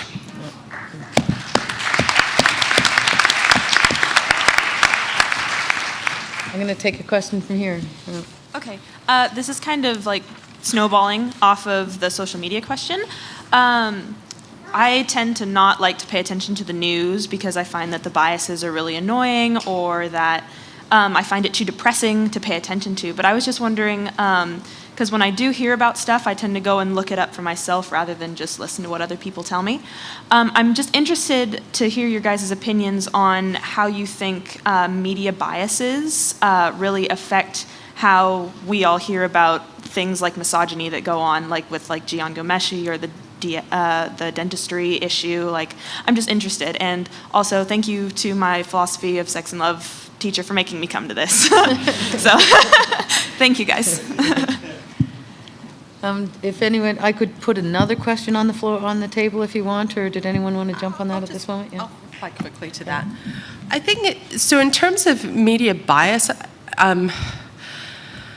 that's a kind of huge issue, media bias. But I find what's really interesting about this particular case, because as many of the other panelists have pointed out, these kinds of misogynist and sexist behaviors are not new. They are not news in a certain sense. We know they're pervasive. But this particular case has just seemed to have caught the imagination of Canadians and made people think, we just are sick of this, right? We just don't want this anymore. And I think part of why the media have felt that way is because of the Jian Ghomeshi situation. I think that was just such a shock to Canadian media. And I think their anger, in a sense, has been channeled into this particular case. And so I wonder if the kind of personal feelings that a number of the individuals working in the media felt about that Jian Ghomeshi case just made them particularly unwilling to let this behavior slide anymore. Let's just get over it. Let's get past it. Let's move on to a better way of being. Mm-hmm. Do you want to add something quickly? I just want to follow directly on what Letitia has just said. So one of the things that I always respected about Jian Ghomeshi was listening to the start of his Q program when he would go on a moral rant about some issue. Often, sometimes it was about sexism. Sometimes it was about racism. Sometimes it was about Stephen Harper or about climate change. He would do all these moral things. And then we get this new story. And it undoes the moral order in a powerful way. Well, I think we're in a university. We're supposed to be the center where we put out to the world not only knowledge, and we train students, and we're supposed to uphold the highest of moral orders so that we can be a model to the world. And then we find a dentistry school where there are people who will do such horrific things, even mobilizing that which they are held in trust to do really well, and use it for to turn to notions of violent activity. So I think what we've got is the same thing happening twice here. And I think it's been a wake-up call to actually begin to say that this is not acceptable. And I also want to applaud the many of the outlets in the media who have been picking up on this and actually have been doing quite a good job on covering this. Not all, but most of them are doing a really wonderful job of covering this and allowing this to live and grow. So this moment is not over. I think it's going to keep going, and I think that's where the promise is in what's happened here against the ground of all these horrific things. Thank you. Over here. Hello. Thank you. Can you hear me? Is your mic on? Maybe it's not on. Oh, there it we goes. go. We got it. Yep. My question is sort of the opposite side of what we've sort of been talking about. We've focused a lot on institutional roots of misogyny and patriarchy, but my question relates to the usefulness of treating misogyny and patriarchy in society as a war of ideas. Can we look at the role of the individual and an individual's attitude as one of the underlying causes of the prevalence of misogyny? Do you, as a panel, believe that it's useful to think in this way, or is it potentially counterproductive to think in this way? And if it is a war of ideas, how can we chart its progress, and how can we know if we're truly winning the war of ideas? I think you've stumped them. Oh, Letitia, did you want to? Sure. And Chike? Well, if I understood correctly, there was a question about whether we should be thinking about this in terms of institutions or individuals. And I think that we want to, at all times, recognize individuals as shaped by institutions, right? By social institutions, by cultural institutions, by traditions, ways of thinking, and so on. So in that sense, I want to say, yes, you could end up confused if you try and center this on the individual, right, and kind of let institutions drop out of it. But then I think you then also asked an even harder question, though, about how you know when you're winning the war of ideas, and I'll leave that to someone else to try and answer. Jacquie? Yeah, please.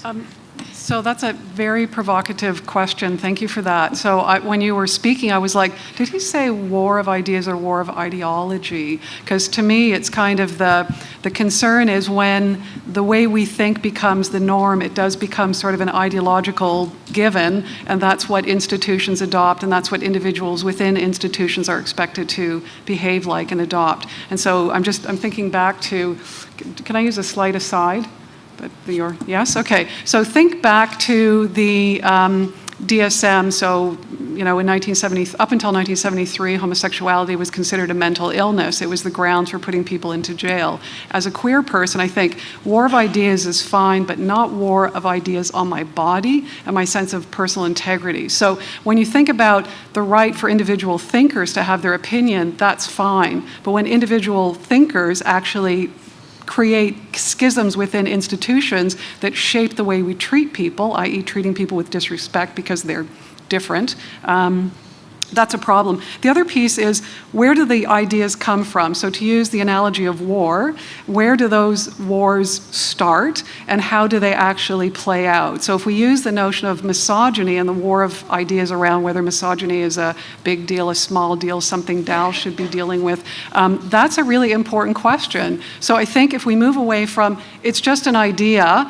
to what is the traction on the ground around shifting the ideology of gender-based violence or about misogyny or about homophobia on campus, having these kinds of discussions actually allows us to share those, I think, in a much more creative and much more useful way than a bunch of people late at night, maybe over a dram of scotch, saying these most horrific things, thinking that's funny. Because I think most people in this room would think it's not funny. Yes, those individuals, as individuals, can think that way, and that is their individual right. However, when it inflicts harm or potential harm on others, then it does become a war of ideology, I would suggest.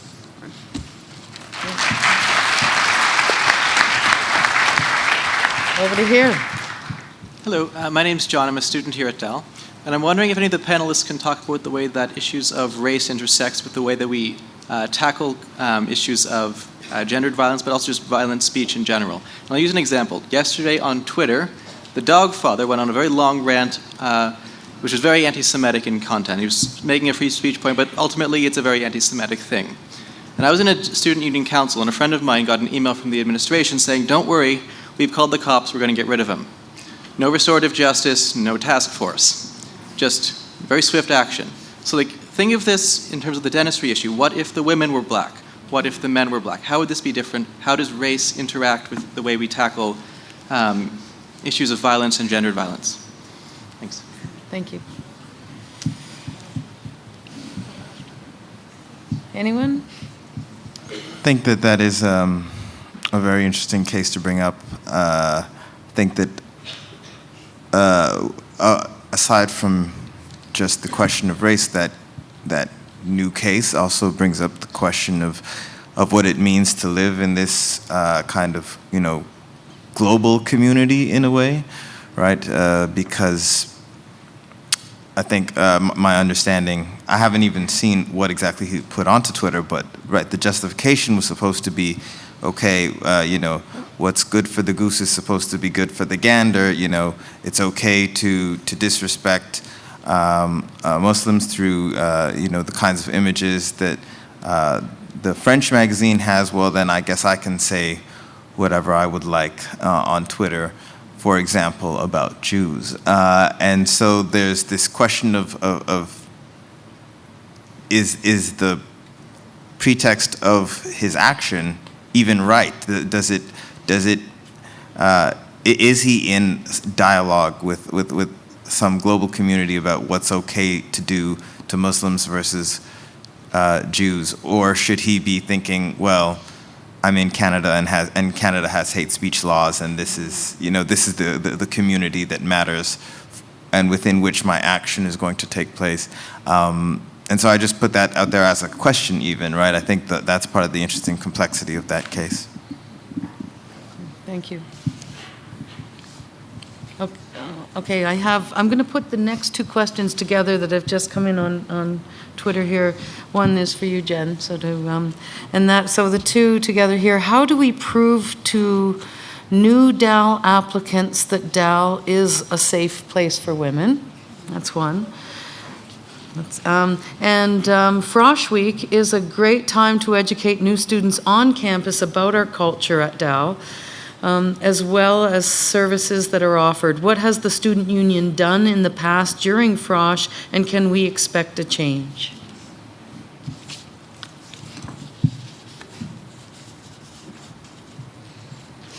And I'm also, so Jen, are you up for speaking to that? Yeah. Okay.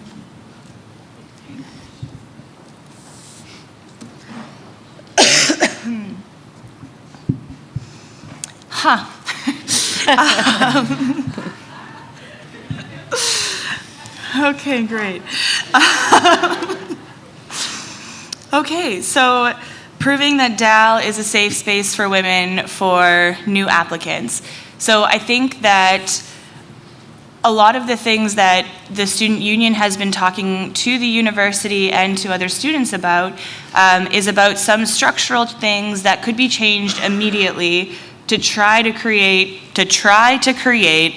a safer space on this campus, right? And so there's a statement on our website, anonymous reporting, a student advocacy office, equity training, or equity classes for all students, faculty, staff. You can read it, but they're pretty important things that might be like a starting point. I think that this is also a starting point. I think that the other conversations that we'll have with our members, with community members, with faculty and staff are also starting points. In terms of proving that Dal is a safe space for women, I don't know what to say. I don't know if we'll ever be able to prove anything about any of these institutions, right? So what we're trying to do is create a safer space for people, and that's something that we can focus on and work towards together. In terms of our orientation week, we've been slowly changing things in our orientation week so that orientation week leaders have anti-oppression training, which I think is really important. There's a lot of things that still need to be changed, and every year we're getting more feedback and trying to implement different things. If you have suggestions, please come forward with them. But I think those are really important things to bring up. Great, thanks.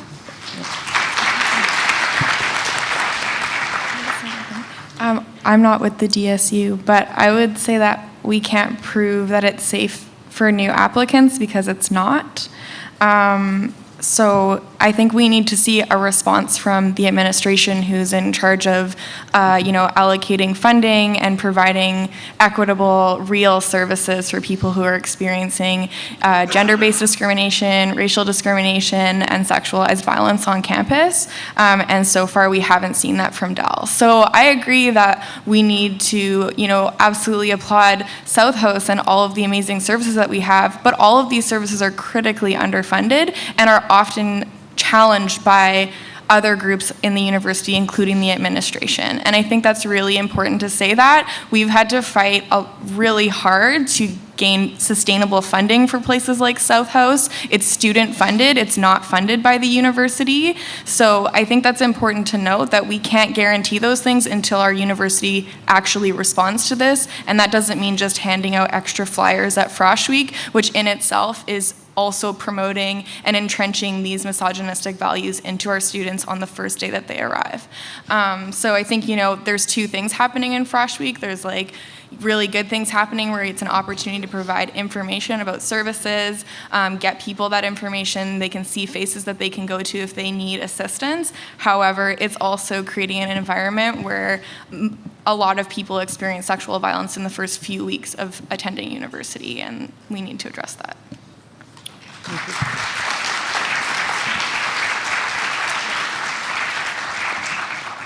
I had a bit of a question to Jen and also a comment.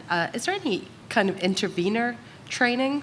That's the question. And the comment is, when it comes to creating a safe space, when we're talking about a whole culture, we are the people who make our culture, right? We are, in our daily actions, we are making our culture.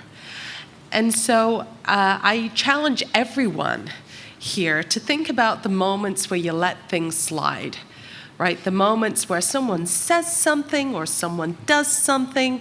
If you're at, undergraduate party where everyone's getting loaded, if you think someone's just doing something to someone else, you're just not comfortable with that. Do you have the courage to intervene? And I think, sometimes just saying that what someone said isn't okay, or what someone's doing is just not okay. Particularly if the target of that comment or that action is someone who is quite different from you. Often, men's voices intervening in contexts of sexism are so much more powerful than women's voices. It's just a reality. And white voices intervening in contexts of racism are more powerful than voices of color. And it's not because of the content, it's because we're negotiating this current racist, sexist culture. And so if we have the desire for something different, for a truly equal culture, then what are the moments in that co-creation of our culture where we can intervene and push things to the place where we want them to be? And so I was wondering if that because it's hard to intervene, it's actually really, really hard, if there's some training for new students for that. Yeah, I mean, we do provide a bystander training and we do provide an anti-oppression training, but I think what you're saying is more than that in terms of also providing the structural supports so that people have somewhere else to go to talk to about these things and have somewhere where they can bring complaints forward without giving their name also. I think we have these training programs, but we really need to take it a step further and create a way where this is actually not ignored and that the discrimination is not fostered, and instead we can try to take steps forward to creating a safer space.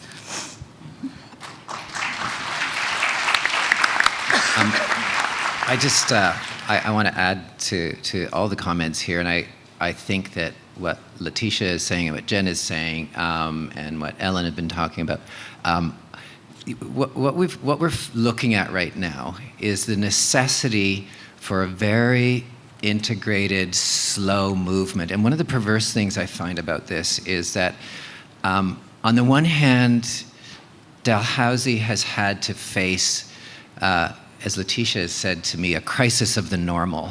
That the thing that took place was so normal, right?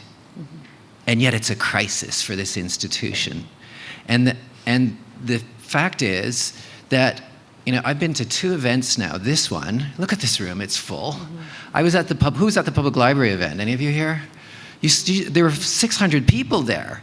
I was standing in line and I said to the person next to me, I said, I don't know if anything like this has happened in the history of Canada. People coming together to talk about misogyny and gendered violence, and now in these panels on intersectional violence and intersectional racism, questions of racism and homophobia and transphobia, that is extraordinary. So what I want to say is basically there are at least 3 registers of action, and I think that one of them is, the basic resource support for existing programs that students are running or that the university is running, and wider in the community. And I think that stuff is absolutely vital in setting in place those programs. The second thing to create a safe environment is what I think Letitia's talking about, which is the politics of the everyday speech acts and everyday interaction. We need that. And the third, and there will be many more, I think is actually institutional. 3 of us on this panel are actually senators, and 4 of us actually on this panel are actually senators on University Senate. We have seen a huge failure in our policies at this university. And so what we need to do is correct for those things. And the one thing this is the perverse point about it, it's taken a month, but we are finally at the moment where we got the president to announce a task force, an independent task force headed by Professor Constance Backhouse. This is a very big thing, okay? So there's a chance. It's going to take time. She has several months to produce her reports, but she is going to be investigating, and she is going to be looking at the policies, and she's going to be reporting back to us as a community, those of us who are part of the Dalhousie community. There is also going to be a second initiative, which is headed up by Dean Kim Brooks, which is looking into systemic misogyny and gendered violence and other forms of discrimination. I think both of them will be paying attention to that. So it's going to take time, but my hope resides in the very fact that this normal crisis has struck a moment, has struck a nerve, and it's a national nerve, right? And you're all here, and we're all going to participate in this. And if we do it right, this will be a better Dalhousie in a year from now. And so many people will want to be here at this school, but we got to do it right. We're doing it so slow right now. There's still so much work to do, but that's my hope in it. That's my.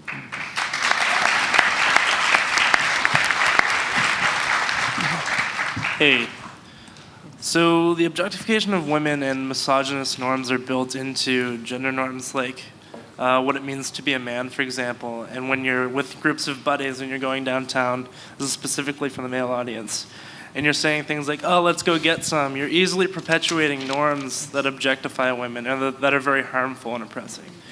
So what would be great to do is to talk about things that strategies or tools we can give either genders to keep each other in check, things that we can say to, instead of continue to objectify women, for example, how we can challenge each other in a way that isn't going to, start a fight at a party or, I don't know, completely ruin friendships. I mean, to a degree, you have to be open to receiving criticism, which is also not a very male thing to do these days. And so yeah, if we could talk about the sort of tools that we can do or use, that'd be great.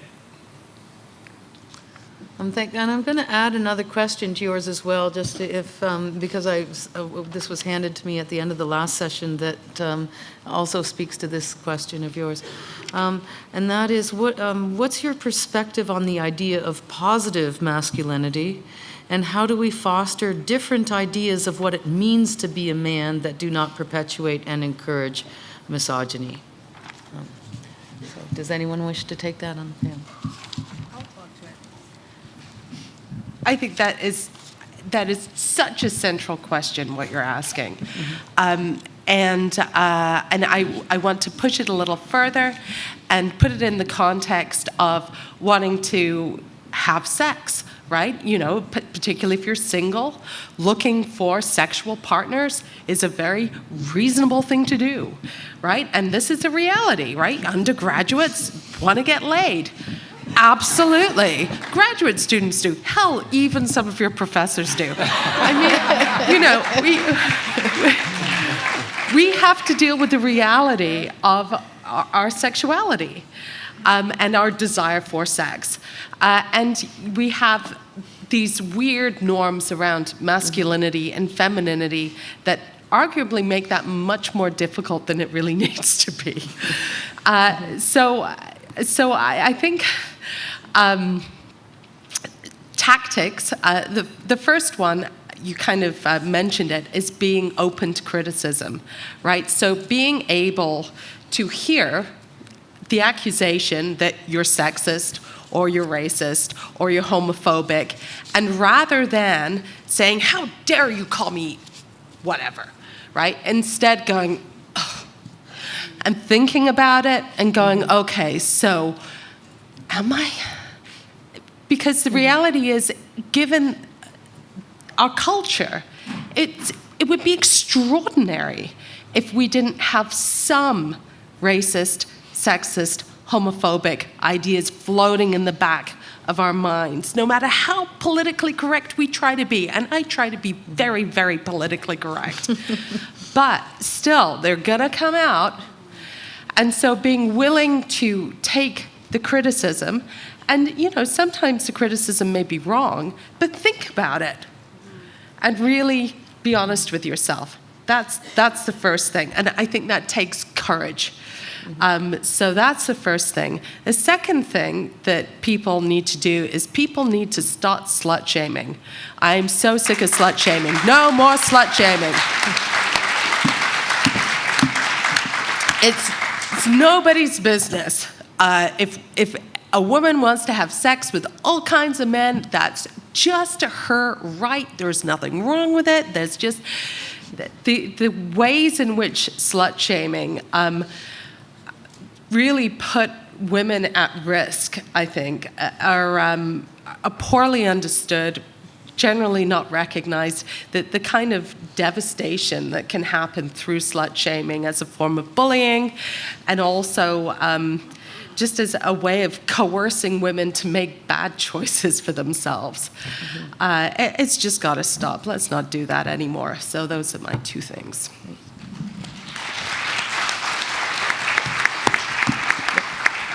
GK.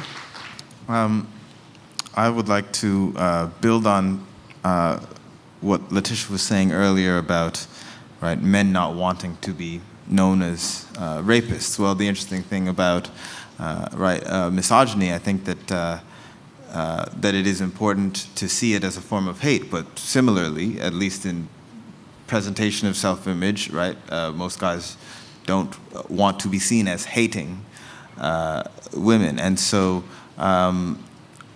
just in terms of your question, trying to make someone realize that what they just said sounds like they don't like women, right? That they don't think that they are right, equal beings, right, is a good way to, to say, and it doesn't have to be, like you said, something that is like, you're starting a physical fight. You're saying like, it kind of sounds like you just don't think that women are human beings. Like, isn't that kind of weird that you sound like that, right? I mean, I think that's an important thing to do. And just to add a little twist to it, though, right? One of the reasons that I think that can be effective, right? One of the reasons that it is not generally what men like to have for their self-image to be one of hating women, is that part of sexism, of course, is also paternalism, right? And a kind of course, I like women. I'm all about, respecting women, and some of the ways that men often think about respecting women, right, puts them in a kind of an empowered role over women, right? You are the protector of women, and so on and so on. And so, the further step needs to be also, right, asking questions that make men realize that things that sound that you like women, but only when they are kind of like children to you as a father, that's also a problem, right?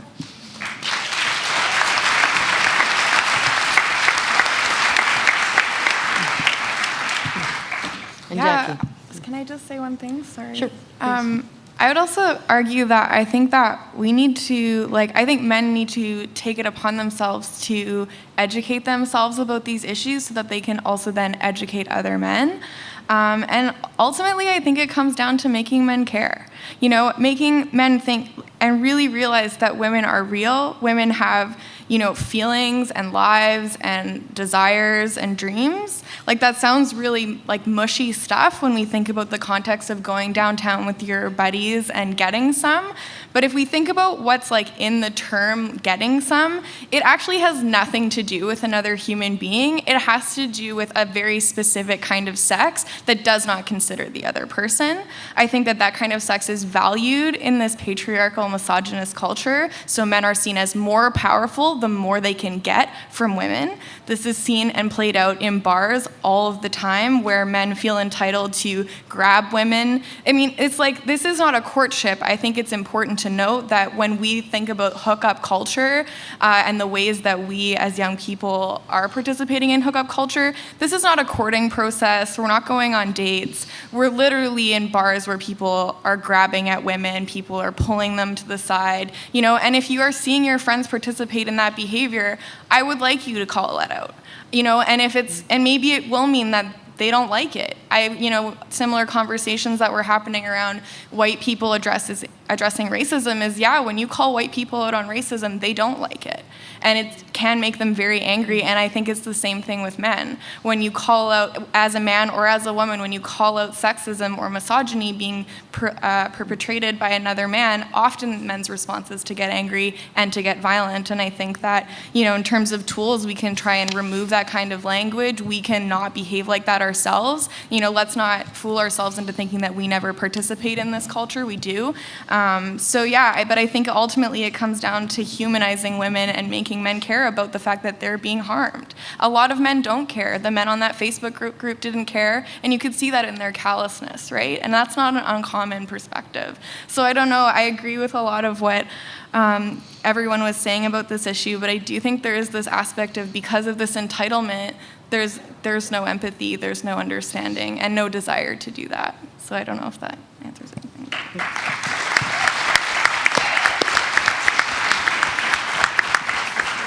And Jacquie, did you want to speak to this? Sure. If I could just add to that, we have to be really careful in language usage, because we are having a very heteronormative, male goes to bar with pile of males, they find a pile of women, they do their male on female pile on action. So I think that the sort of breaking down those heteronormative language and social expectations is really important. So in fall 2013, in response to the homophobic chants that were happening at SMU, that wasn't just homophobic, but that's part of it, I wrote a letter to Dr. Florzone and basically just said, we need to be proactive. Not that this is necessarily on the front of everybody's mind at Dal, but this was in October 2013. Do you all remember that when that stuff went down at SMU?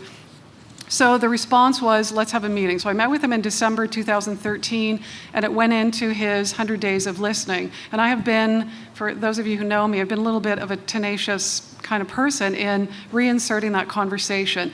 For LGBTQ folks to feel safe on this campus, for this to be a safe, inclusive learning environment, we need to stop enforcing these heteronormative expectations that it's okay for guys to do that, it's socially desirable for guys to do that, and for women to acquiesce. So we actually need to shift our language and shift sort of the thinking about that. So I agree with Ellen and others that having male peers, respected male peers, say, you know what, that's not okay. For women to interject in that, sometimes it goes quite badly, and we know that. So I actually do think that the responsibility falls on men to say to their male peers, you know what, that's not okay, particularly because if you're hanging out with a bunch of guys, how do you know they're all heterosexual guys going to the bars to get some guy-on-girl action? So we have to be careful about how that conversation happens on campus. We need to think about issues of intersectionality, so how to race, class, gender, all of those things intersect and impact on the way we actually interact with each other on campus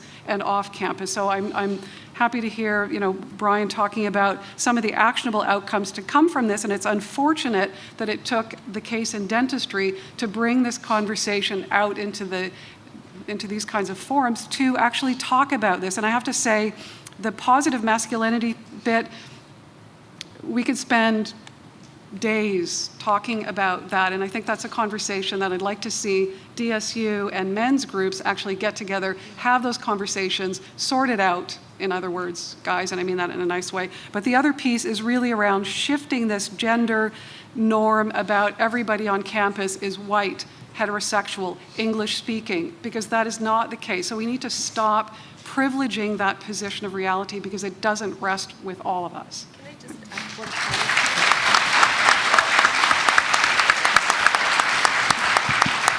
I know you will take this as a friendly amendment, but positive masculinities, Yes. right? There's so many ways to be a guy. There's so many ways to be a woman.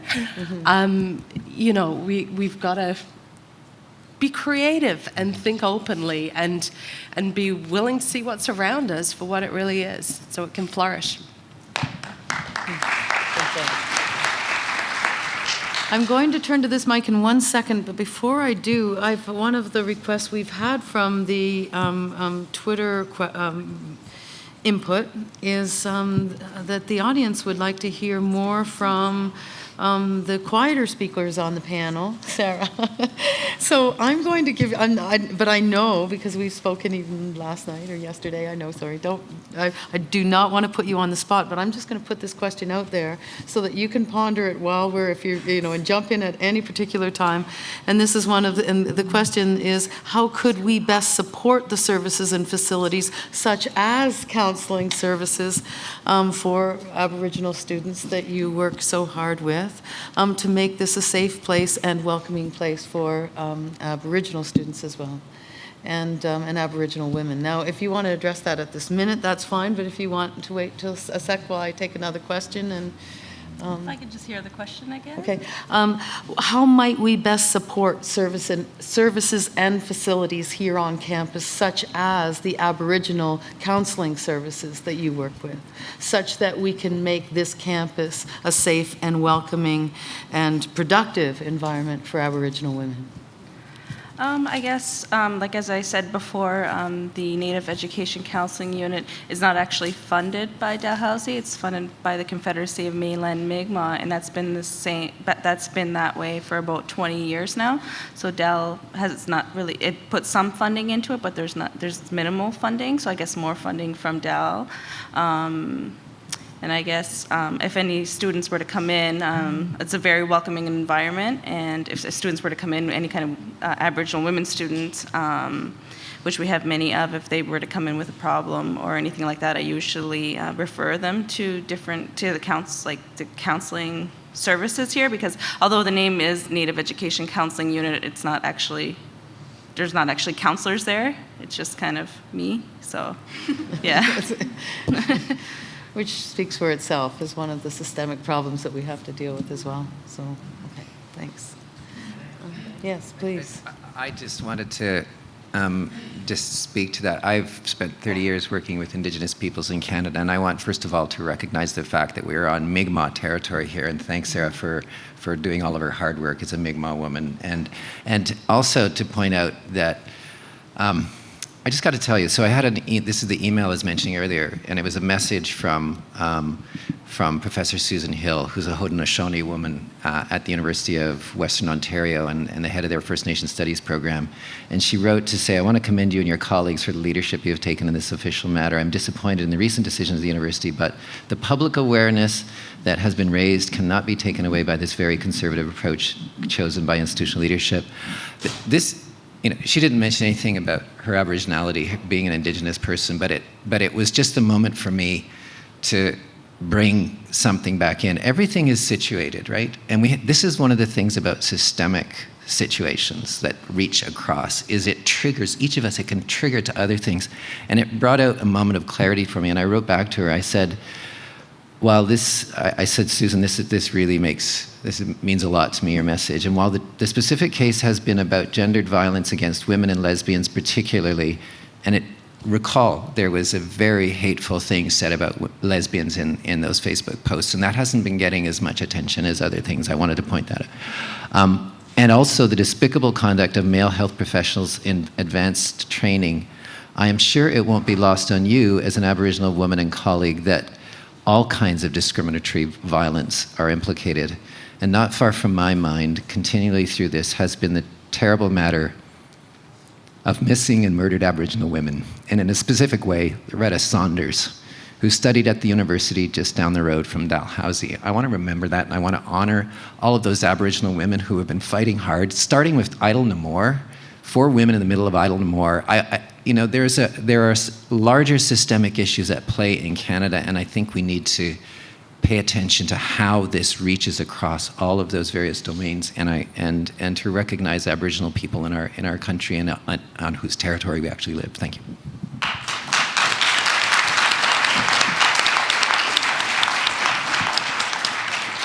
And this might be, we could probably take these 2 questions, and then I have a couple questions here, yeah?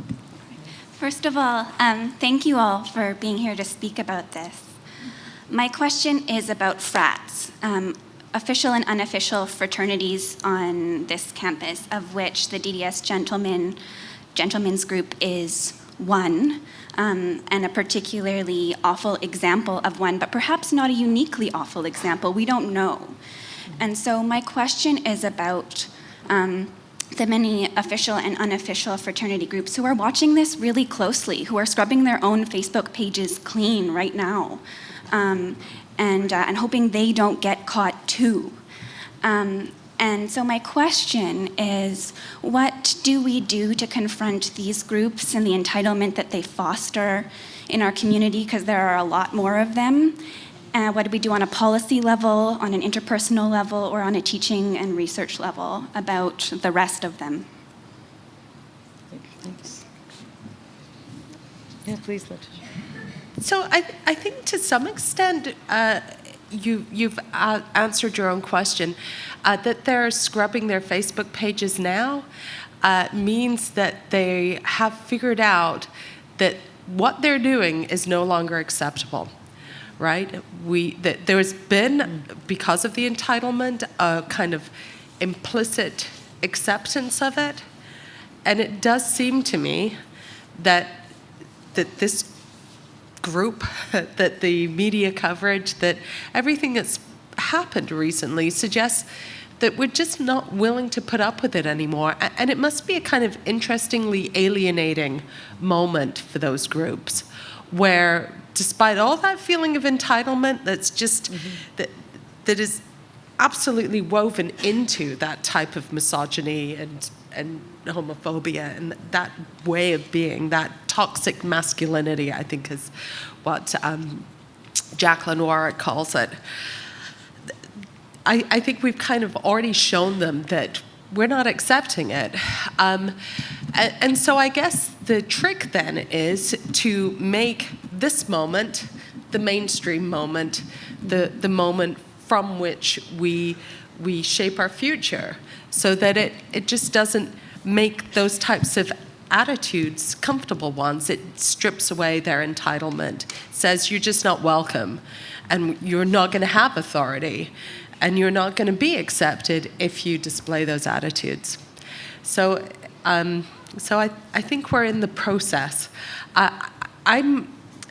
I'm never optimistic about how much institutions can really affect that change, because it's ways of thinking, it's ways of acting. And so I think it's got to happen to some extent at the interpersonal, daily level. Just a quick thing. Yeah, it has to work out in the everyday. One of the things I wondered about is precisely that. How many Facebook groups suddenly disappeared on university campuses all across Canada, right? And everywhere else that this has been reported, they just evaporated. And then the other thought came to me as well: when will they creep back up, right? So after a time, okay, the coast is clear. What do they had a red alert? There's so much that's really horrible about those Facebook postings that we've seen in the media. But one of the things that I think is also really vital is that the media, as I say, have provided a platform. For any of you that actually read the comments that flow out of the articles, the CBC stories that have reported this have had in the order of 2,600 to 3,500 comments. I don't think we've ever seen anything like that. And quite often the CBC platforms allow for comments that are very supportive of women and anti-misogynist views and anti-racist views, but then you get Margaret Wente. And if you looked at the comment stream that flowed after Margaret Wente's Globe and Mail article, it was a platform for misandry, for guys saying it was only just a few guys. Come on, guys should be allowed to do this, and they get away from it. So I think in our actions, we need to check that we are not providing platforms for which these things can happen. We need to be conscious of those platforms. And so I know there's many complicated things about that in terms of freedom of speech issues that people like Mark Mercer raise and so forth. But I think that we need to really think about this question of the platforms that are provided. Okay, now we are in our final minutes of this, and I think so. I'm going to. We might even. Do you have questions? So why don't we just put the last 3 questions from the audience on the table all at once, and then and I'll add one more as well, and we'll go take it from there. So yours, please. Firstly, I'd like to say this needs to happen more often. This does not happen enough anywhere near what it should. I'm just going to move this up. Secondly, this is going to be a bit of an overarching question. I'd like everyone to keep an open mind about it because it's controversial. It does not align with my beliefs. So I think we would all agree Canada is an icon for multicultural in the world. Canada is very much about multiple ethnicities, multiple sexualities, even if it's not completely safe. But this fundamentally creates a schism between these cultures. We command that immigrants and people coming from multiple cultures follow a set of rules and guidelines, many of which are at odds with their culture. So in this discussion, we are focusing on the question of misogyny, and I would argue it's not a question, but it still creates a question of which culture are we promoting, which cultures are we sacrificing, and this comes around to Dal as well. In supporting one culture or one type of person or one view over another, we are sacrificing another. So my question is, when does this question turn from a question of ethics and safety to a question of indoctrination and repression of ideals? And I'm okay if you don't want to answer that, because that's a big question. Okay, thanks, and I'll take another one from over here. Mine might have already been talked about a little bit, but I wanted to get opinions on dehumanization and this idea that we can hopefully think that some of the men involved in this group dehumanize women and just see them as not human beings, but just this, people to hate. And I see the same thing happening in reference to other groups. So I'm going to be completely upfront. I'm a student at Mount St. Vincent, a master's student, but I'm also an employee at Dalhousie, and I guess I could be blanketed under this kind of role of administration, although low level. I'm not one of the big guys. And I just feel like sometimes when we dehumanize groups, we can see them just as the mass. There are people, there are individuals behind these groups that we generalize. And for one, I need help doing the work that I do, because at another institution I worked at in Nova Scotia, I was fired for speaking out against misogyny. I didn't have a job there anymore. I was told, you can't think that way. It's not the way we think here. I'm happy to say where that was. It was at St. FX University, and we need help too. So people that are working at Dal need help too, to help resolve some of these issues and work hard to start to end this. So I think sometimes that dehumanization happens not just, it's happening to all the groups. We don't see them as humans that go home and have to think that I got to pay my bills, so I got to be able to try and find a way that I can keep fighting the fight, but do so in a way that keeps me safe and keeps me employed. I'm very lucky and privileged to have that role, and so it's a constant struggle. So I just wanted to kind of talk about that dehumanizing piece that we're seeing. I think I'm seeing in all aspects of this debate. And I want to say thank you to everyone here, but also the people who ask questions, because this is really hard. It's hard to stand at this mic and wait, and so thank you, everyone. Yes. And I'll give you the last word from the floor. Yeah. What pressure. I'm Katie, and I'm actually a first year here at Dal, all the way from BC, so very far away, and I feel like I'm quite sheltered, typically from these, it's not like I had no idea that all of these situations happen, but I've never personally experienced it into the way that I can fully recognize it. So I just wanted to start with an example from high school. We were a pretty liberal school. Like we had a lot of clubs, we had a lot of support groups, and one teacher who was very inspiring to me, Anita Roberts, she did one day over the announcements recognition of International Women's Day, and typically this wouldn't have any problems, you would think, but we have this like kind of editorial in the newspaper that confronts like, why isn't there a men's day? And so it's my favorite thing, like why isn't there a history on men in history? Like why isn't, anyway. So she retaliated over the announcements. She created kind of an announcement about men in history, and it was pretty rhetorical. It was funny, but I mean, she would say things like, let's celebrate when men got the first day to vote, and then she would be like, oh wait, that didn't happen. They always had the right to vote. So I mean, things like that. And so then coming to university to see that people are standing alone in this situation against or with the university, it's kind of like that in high school. She was extremely isolated for speaking up about that type of issue, which I think is absolutely terrible. And I see the same thing happening at university, like only four faculty members came forward about this issue, and I think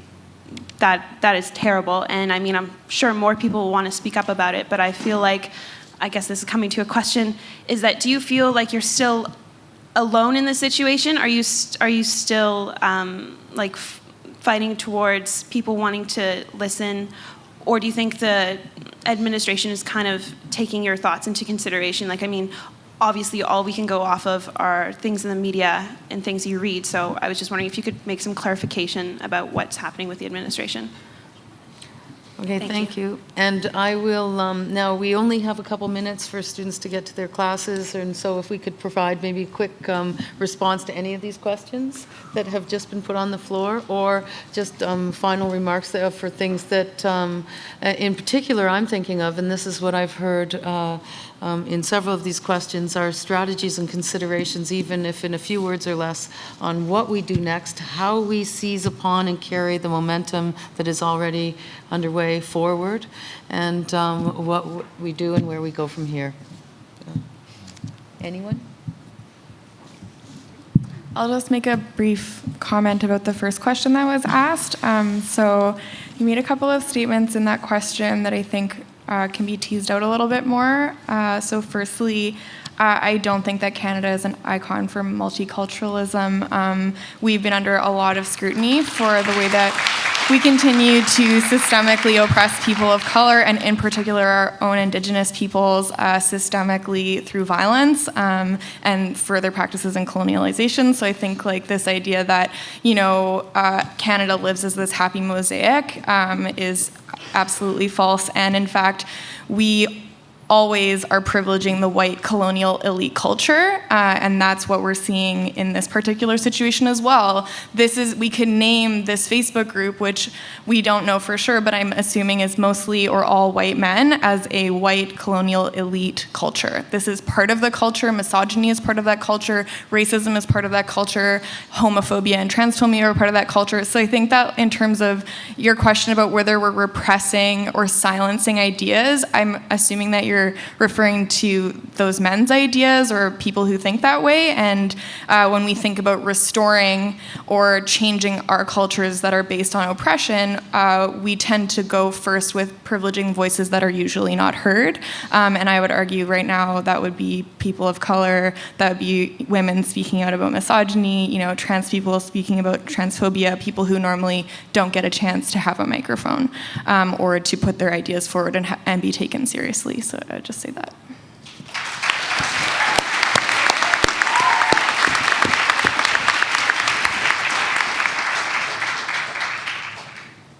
I took it that part of the concern that was maybe being brought up, if I understood it correctly, was that could it be against multiculturalism to be, for example, saying, you know, don't be misogynist, because you're saying, you know, be this cultural way, and there might be cultures that want to do things differently. And I would just say to that it's important to think about how that would play into a certain image of kind of Western culture as, you know, the fount of feminist reasonability, and the cultures of non-white people as, you know, just those that are the ones that would be happy to go on oppressing women if you could let us. And I think that it's important in moments like that to think about feminist voices that arise from non-white and non-Christian backgrounds, Muslim feminists and so on, because you can find those voices and they contest that image. Thank you.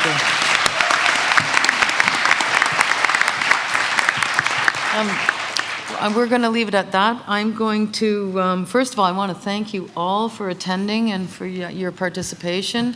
I am really grateful to the students who have been working through all of this, Erin, Colleen, and Emmeline, and thank you. Also, my colleagues in Gender and Women's Studies who have really helped to pull this together and to promote this, and especially to the Dalhousie Student Union and to our panelists. Please thank our panelists.